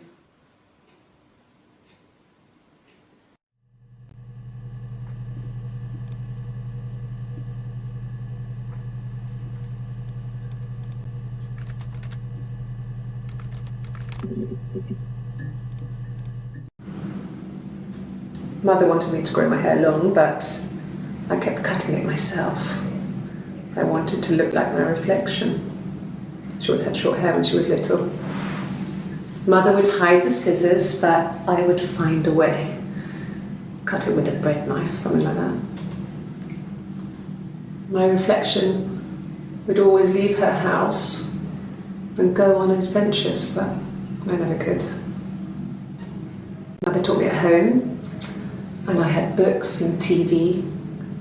Oh, TV was magical, but it was only on when it wanted to be, so I spent a lot of time reading books.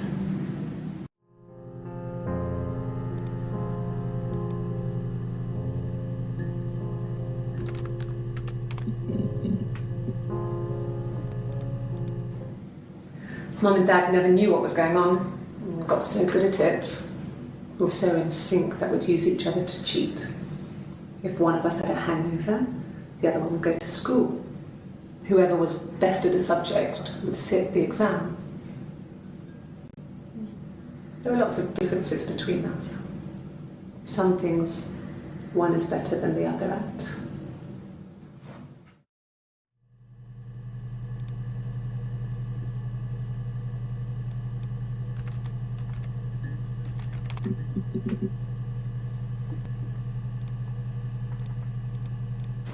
God, I don't know.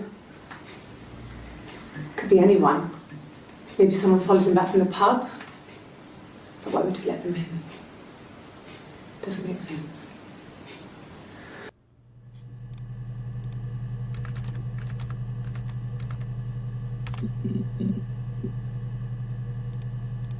Yes. I got to Glasgow, I was exhausted, so I pulled over and slept in the car. I woke up because a rubbish truck went past. I got some petrol, bought a coffee and a pastry, tried calling someone from a payphone, and then headed back.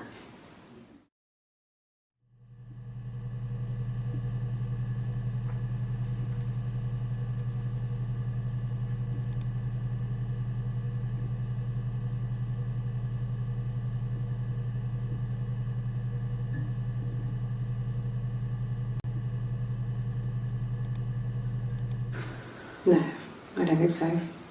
Glasgow was deserted that early in the morning.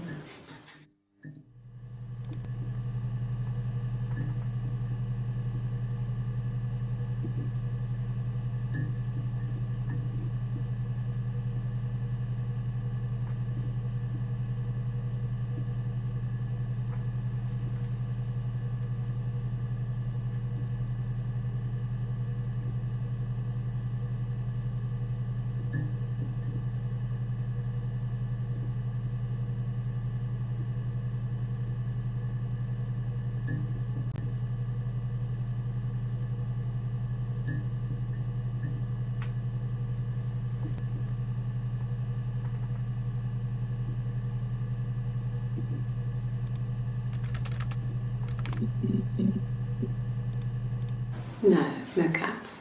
My parents had a cat before they died called Domino.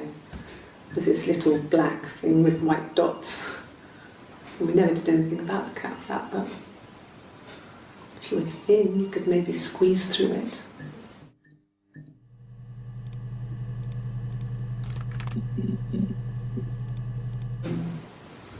No, they were shut. Most of the windows were really hard to open anyway. They're stifling in summer. They were painted over by my dad. Could have left a door open accidentally. Or there's a cat flap in the back door.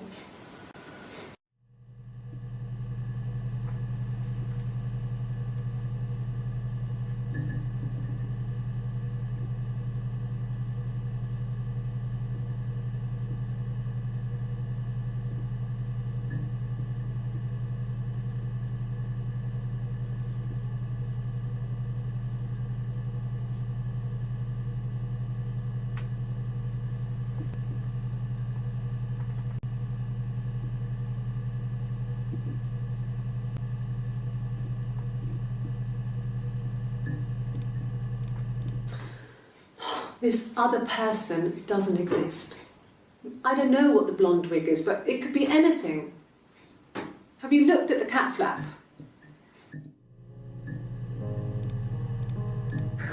We loved our cat, Domino. He had this little bell around his neck to stop him from killing birds in the garden.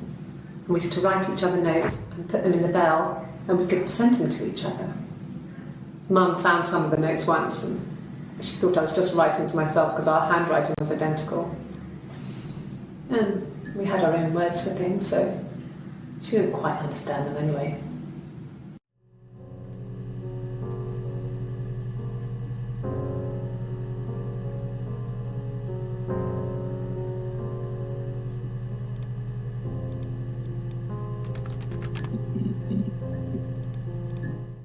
No. I think he spoke to Helen. She said he was upset about her argument, but I'm not sure what else he said. He likes Helen. He likes blondes.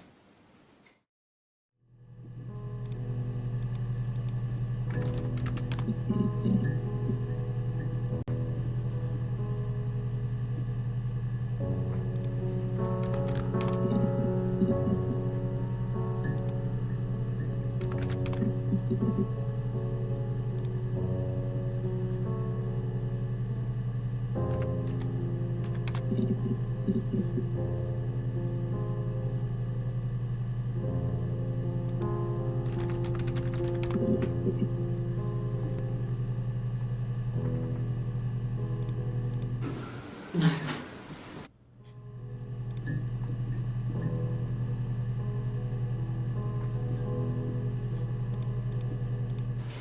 Then my parents died. Yeah. They'd gone to bed feeling ill, thinking it was flu or something. The neighbour called me, I had to use my key to let them in.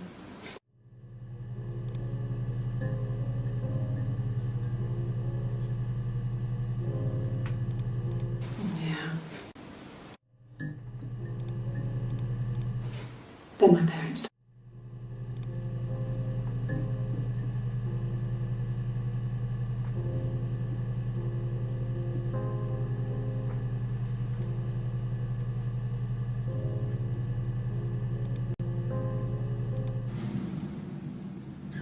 Hannah had a miscarriage. This was late in the pregnancy and it left her infertile. Felt like the universe had corrected its course.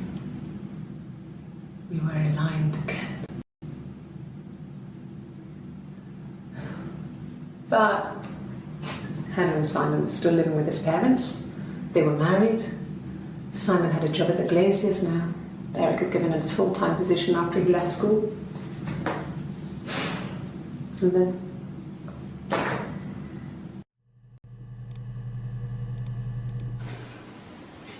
yeah. I mean, I was infertile. Thought I was. They told me I was infertile after the miscarriage because of complications.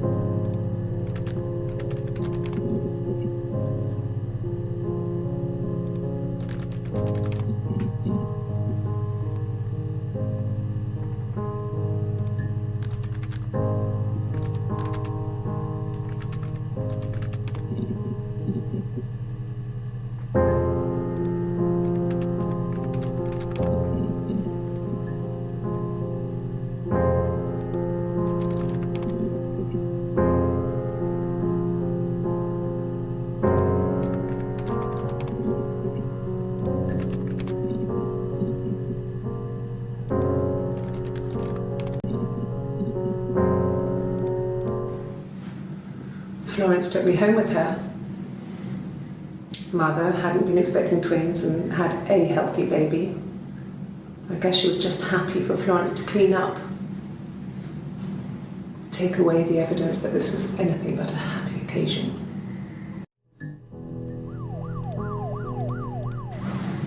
Florence raised me in her home. I never left it. She kept me out of sight. It wasn't odd for people to see a midwife with a baby, carrying in supplies, washing nappies, that sort of thing. I never knew any different. I grew up looking out of my window and seeing her across the road. I thought it was like a reflection in the mirror. She was me.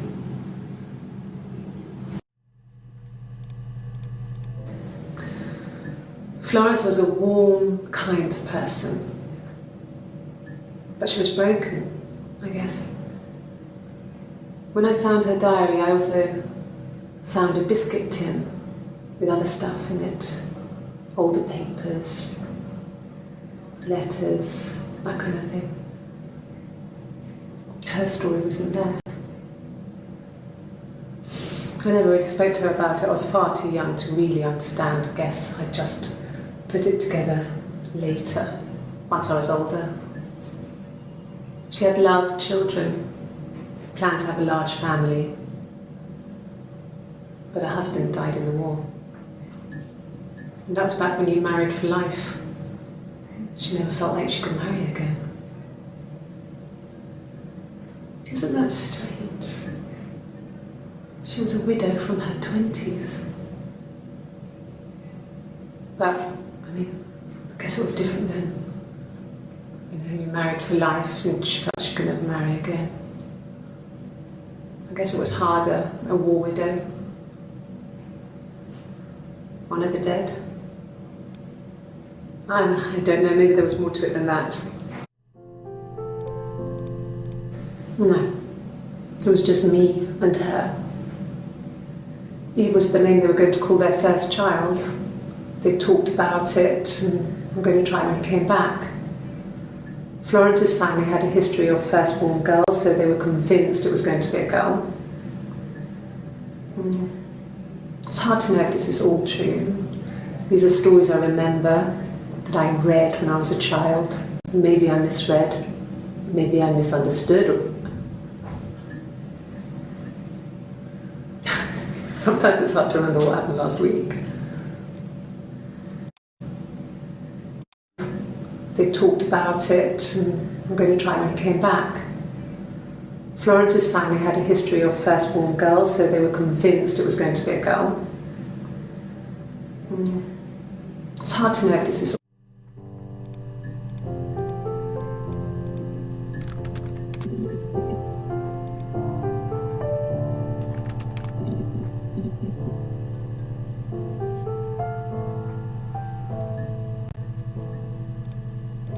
no. The parents. Hannah and I would meet up in the park. I couldn't.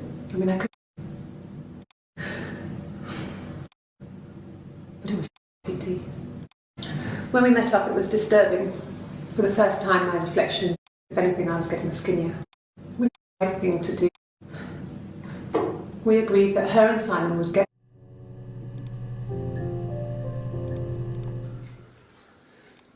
Simon is 6. It's Rapunzel. The story starts when she's born. Mother Gothel, a witch, takes Rapunzel from her parents and keeps her locked up in this tower. Rapunzel gets pregnant by the prince, and Mother Gothel is furious, so she cuts off her hair and throws it. Actually, her hair's already short here, so that's already happened.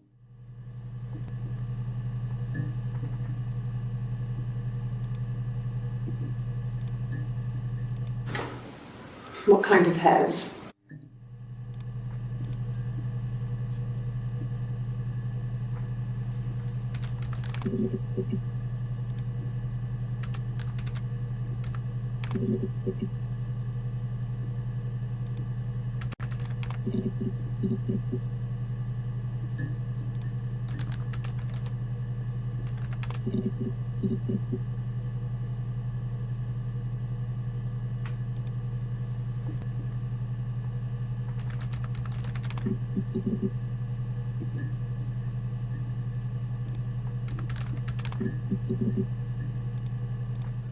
Sure? Yes, of course, if that would help. Will you phone the house to let me know when you want to come round? Then I can make sure that I'm there.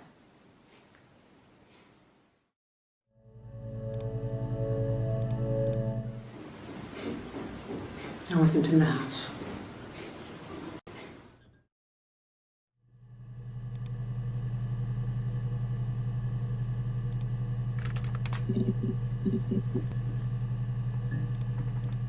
No. I'm not sure what strange would be, but he hasn't been acting odd. He's been busy at work, but nothing too stressful.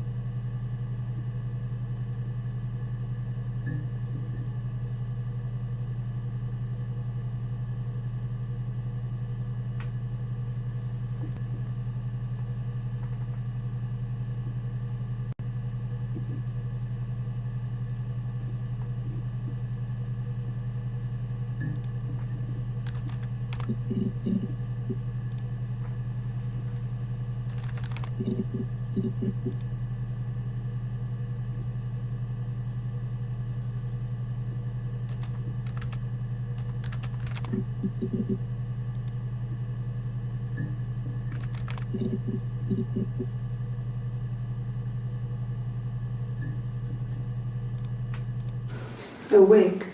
You mean... what type of wig?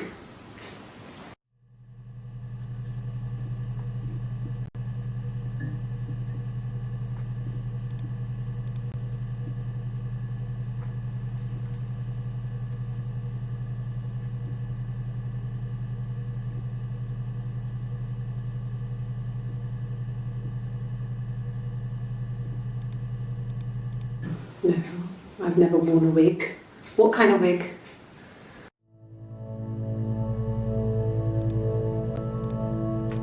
This was about 9. I went round and she was waiting for me.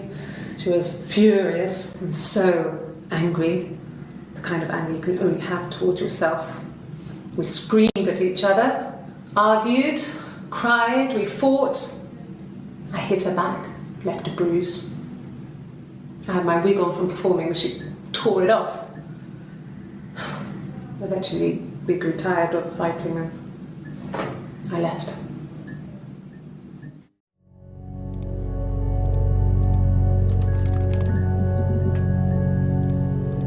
Bruise? Oh yeah, no, it's nothing. I was going through the top cupboard in my kitchen and the chair slipped and I kind of hit the door with my face. I mean, it hurt like hell.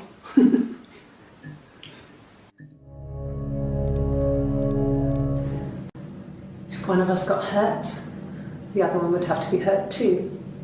A grazed knee, a bruise. When I lost my tooth first, we had to pull out Hannah's to match. Once, I slept with a boy who was seeing another girl. The girlfriend came up to Hannah the next day and punched her in the face, gave her a huge black eye. That night, she had to do the same to me. But she almost went too far. I couldn't see out of that eye for days. But she snapped a frozen piece up for me from the kitchen. So much of our bodies was synchronised anyway. We started our period on the same day, all our childhood diseases, stomach bugs, nits.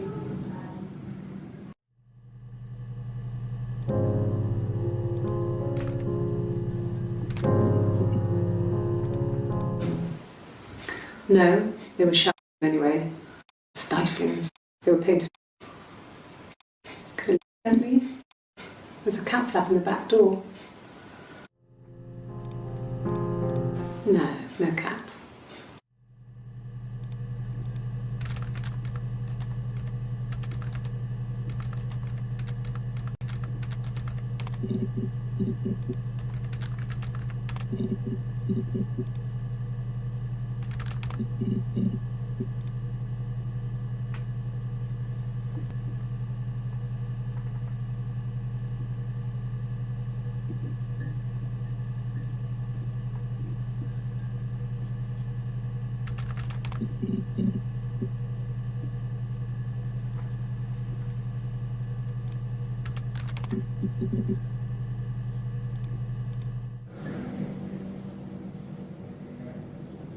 My mother called me Eve.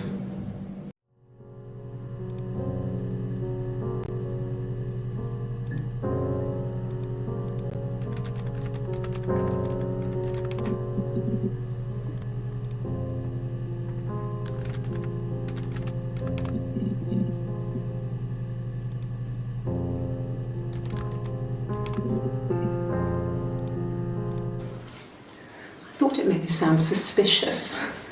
It's not a normal thing to do, to drive to the other end of the country. I wanted to keep it simple. I knew it was stupid not to tell you everything. Saying I spent the night in Glasgow when my husband went missing, I thought it would, distract you from what was important. It's different now. Now he's...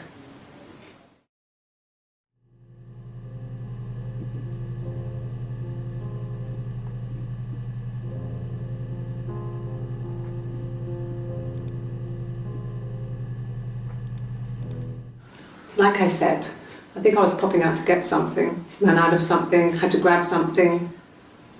I sometimes drive too fast. If you want, you can arrest me for that. It's like I told you before, I drove. I took the car and drove. I don't have my own car, but I have a spare set of keys. I just drove north. I wanted to think, put some space between me and them. Everything I told you before is true. I stopped at Glasgow. I was tired, exhausted. I pulled out and I hit a car. My car was okay, but I was worried about the baby, so I went to A&E to get the okay. Everything was fine. Slept in the car. When I woke, I tried to call Hannah from a payphone. She wasn't answering. And then I decided to drive back. I had decided that she was more important to me than Simon.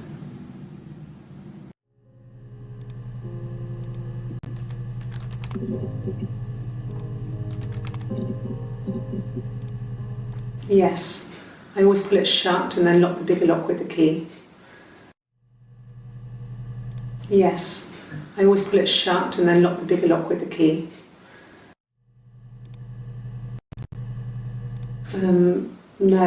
No, I don't think it was.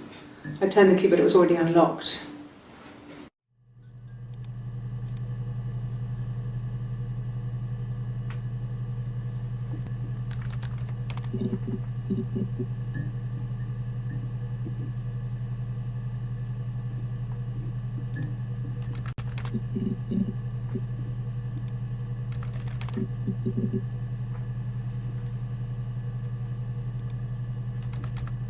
What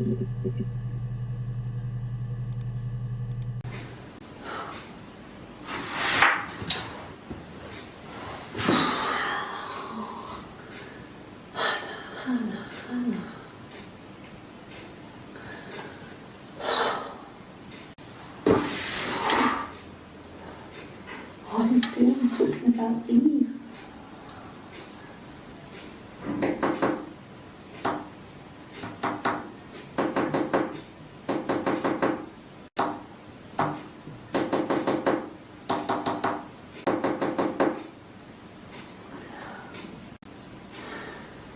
Poor Simon.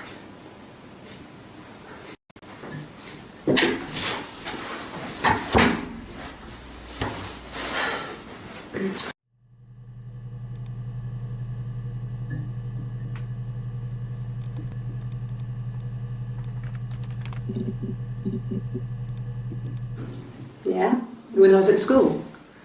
I worked part-time in the front shop. It was sort of an extended family thing. My dad used to work there, my mum worked there before I was born. I took care of paperwork, filing, typing out invoices, that kind of thing. It was a good job for a girl back then. I didn't work a till or anything though. I was quite shy, so I wouldn't have liked to have worked a till.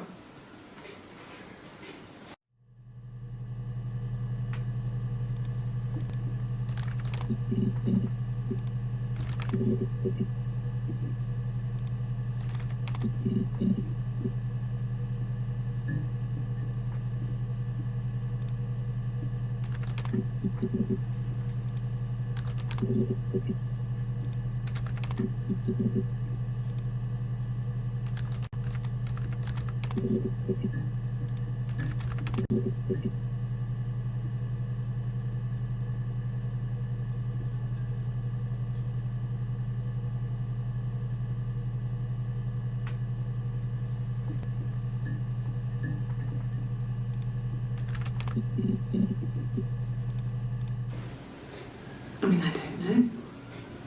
Something must have happened to him on his way home. He could be hurt. I mean, why hasn't he phoned? I don't know.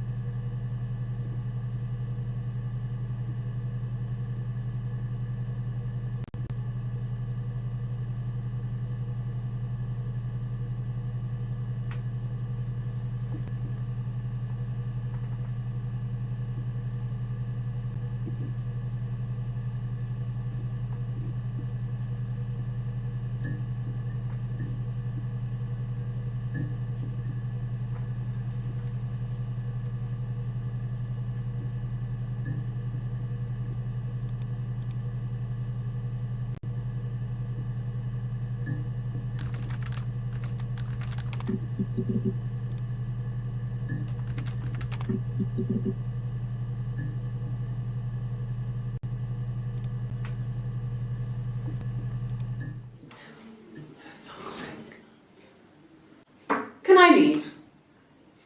Are you going to arrest me? No. They'd laugh you out of the building.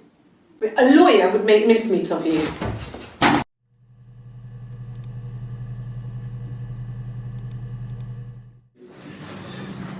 This is a nice of them.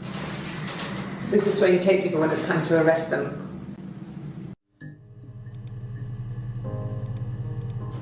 Yes. No lawyer. What are you going to arrest me for?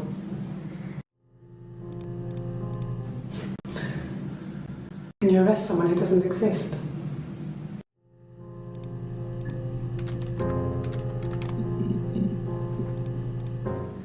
Yes, I understand my rights. No, I don't need a lawyer.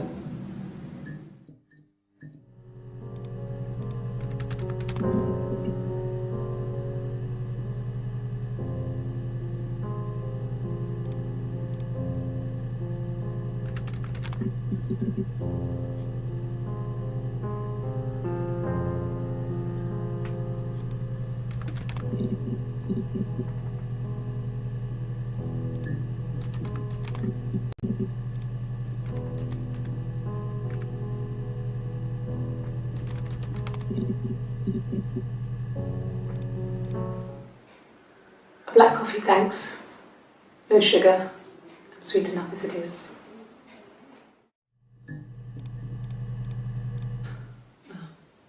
Coffee, I guess. Milk and sugar.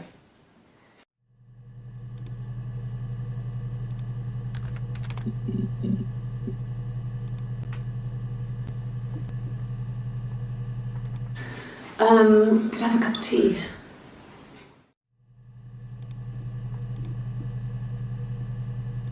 A cup of tea would be good, thanks. Just one sugar.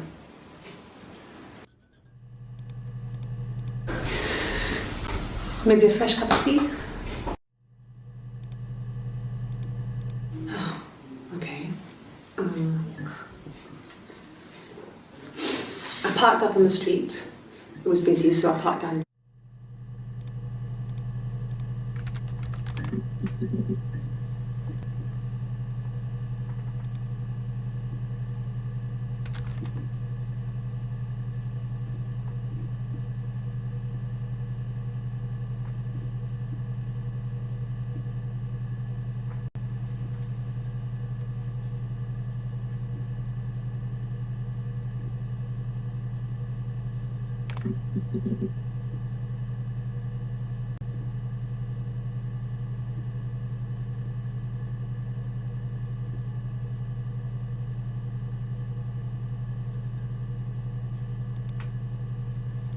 Just the one sugar. Thanks. Is that camera recording?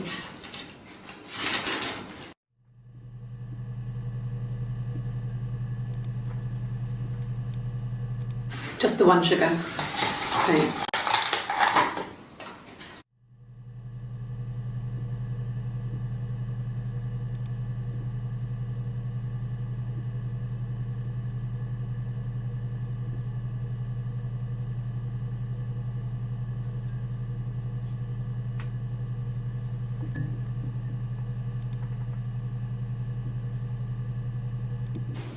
Black, no sugar. Thanks.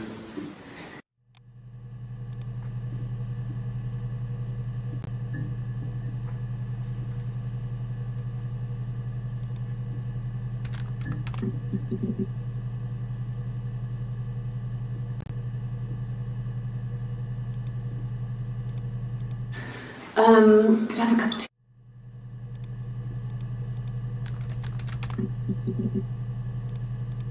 Yes.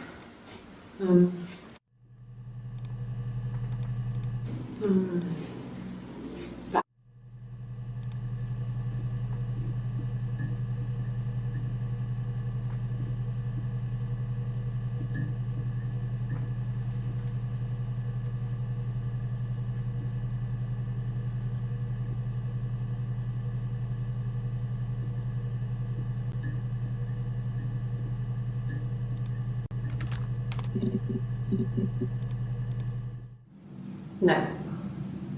No, he wasn't wearing his wedding ring.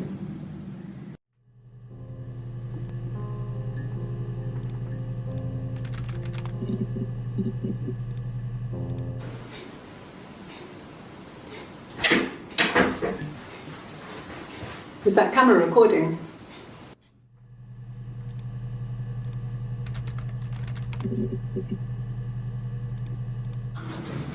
The legal stuff was completed very quickly.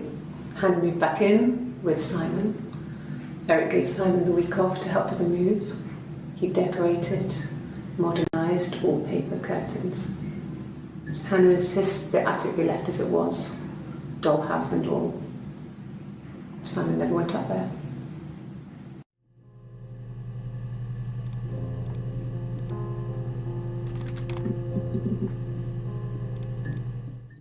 Yeah, I had to let myself in. The door locks if it swings too. I sleep on the right side of the bed as you come in from the door. You can tell because I have 2 pillows and he just has 1.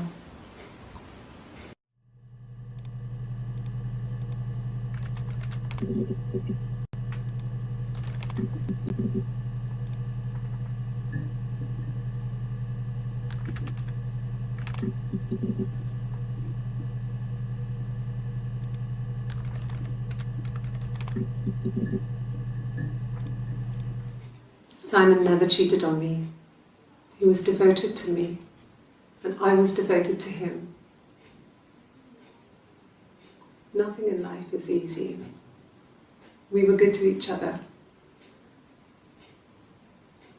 Life isn't a fairy tale. You do what you can. Well, she wasn't my real mother, but she raised me. Do you want to hear the story? It's a real life fairy tale.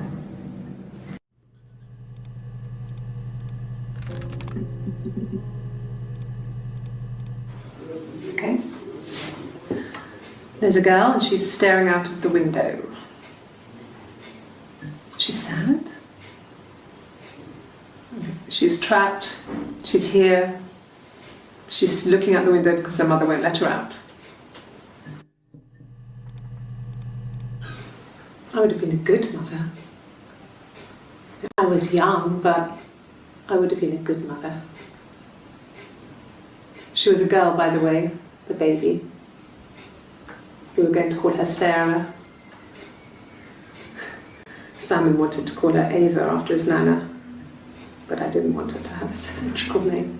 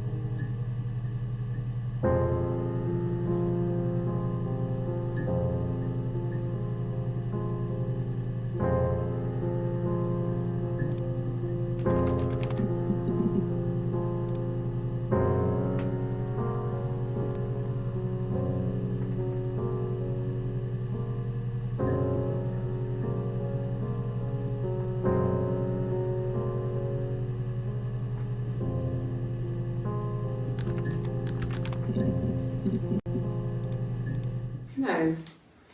I mean, yes, we have arguments, but no, he never runs off. He always comes back. We make up. It's always that way.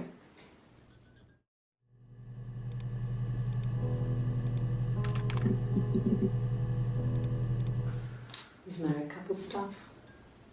A stupid argument. Nothing specific. No one knows how to push your buttons better than those you're close to.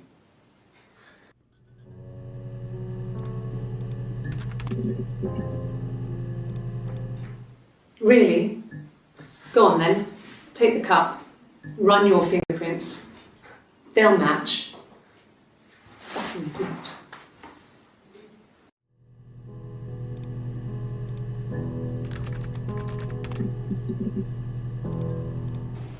Fine. I've never had my fingerprints taken before. I once put my hand on the oven.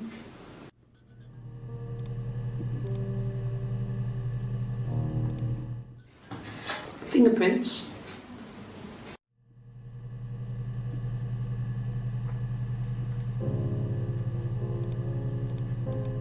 Yes, yeah.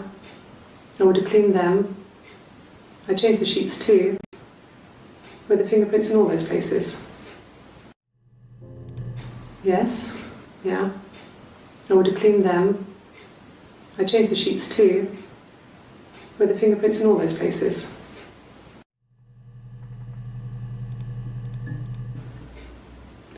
They had been my parents' fingerprints. I'm not sure how long they last for, but is that possible?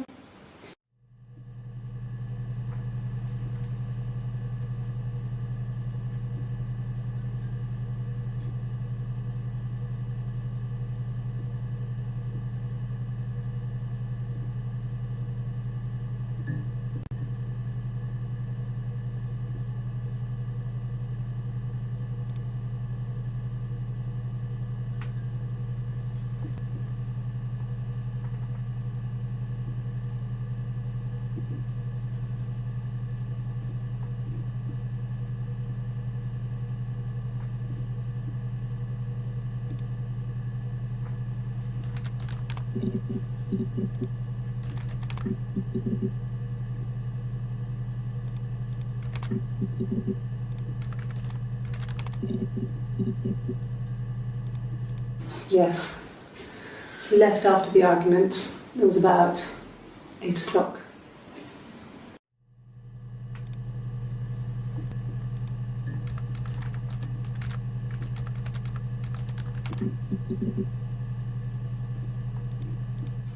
Good. Happy. I mean, ups and downs like any couple, I guess, but we've been married for over 10 years.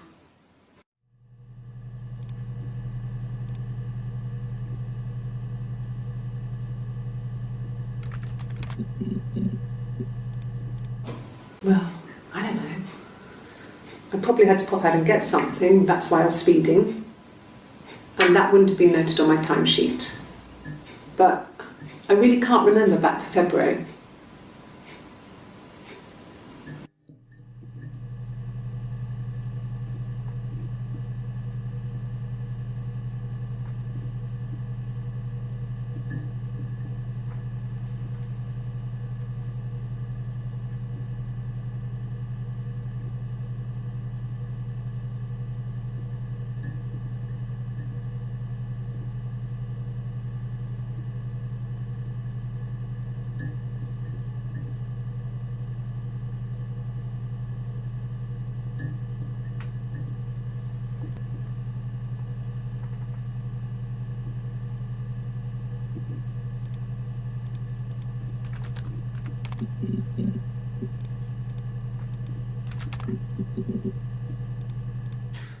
You must be desperate for leads if you're getting hung up over 6-month-old speeding tickets.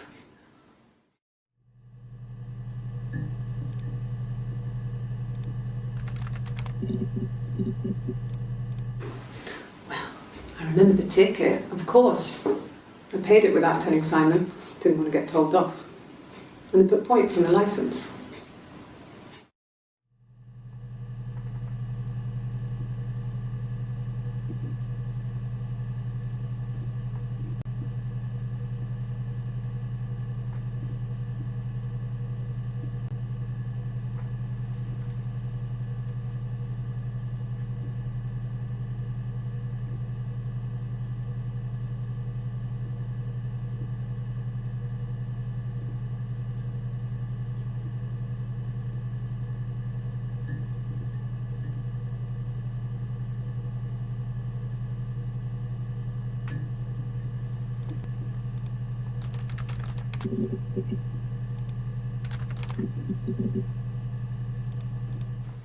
He was wearing a shirt, really nice boss, Eric, long grey duff, black paddy.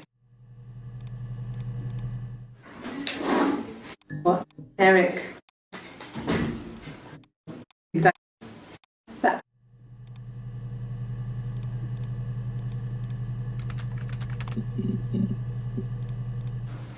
It was my birthday, like you said. We were going to have a meal at home. We had to be his present. I guess I didn't like the present.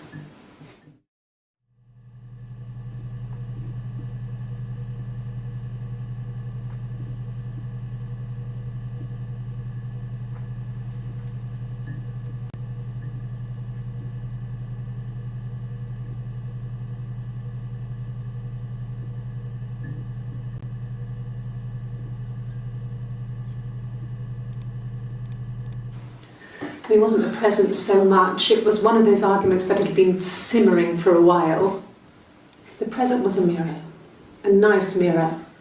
He'd engraved the glass.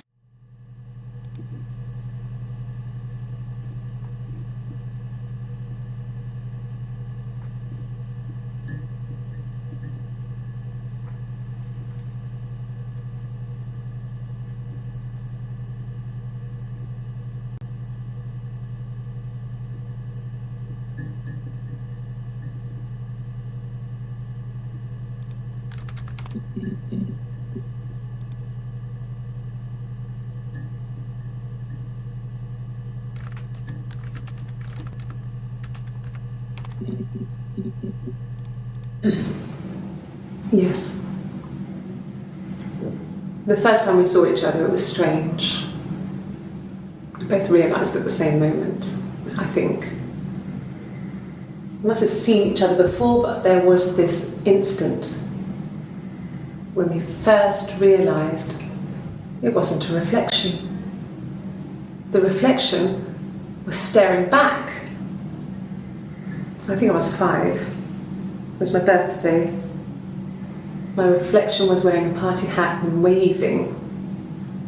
I knew what party hats were from books. And it suddenly occurred to me, today must be my birthday.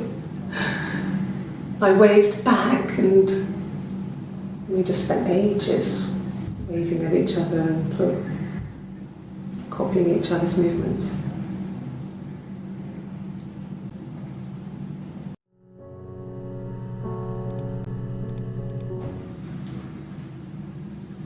I wanted to see my reflection. I thought that if I touched her,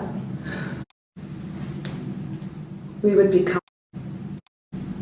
restored to my rightful place. It was over, the witch was dead, and I'd be restored to my rightful place.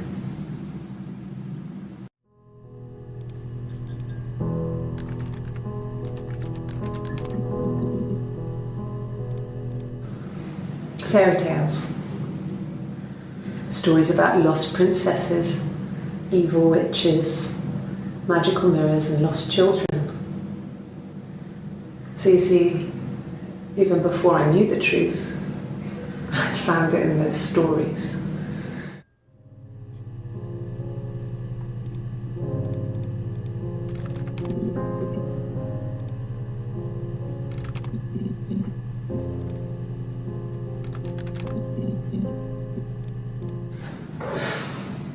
I think it was that time, the first time at the house, in his bed, that I got pregnant. Amazing, right? This fucking magic sperm. And they say lightning doesn't strike twice. I didn't tell him. I missed 3 periods. I had pretty irregular periods anyway, but 3. I had always thought we were infertile. Both of us. I didn't tell him. Just waited. Hannah and I were meeting for our birthday and I told her because I thought she would be happy for us both. I think she was.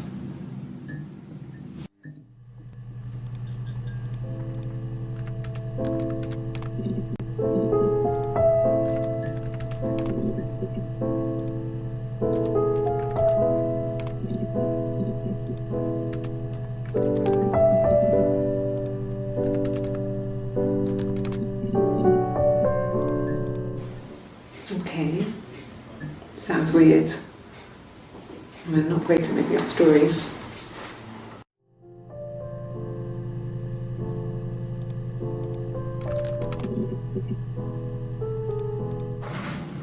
It lasted about 6 months. I tried to carry on, but everything was different. Hannah insisted I not pretend to be her around Simon, let alone sleep with him. I didn't share him like the others. The rules had changed. Me living in the attic had become weird in a way it hadn't been before.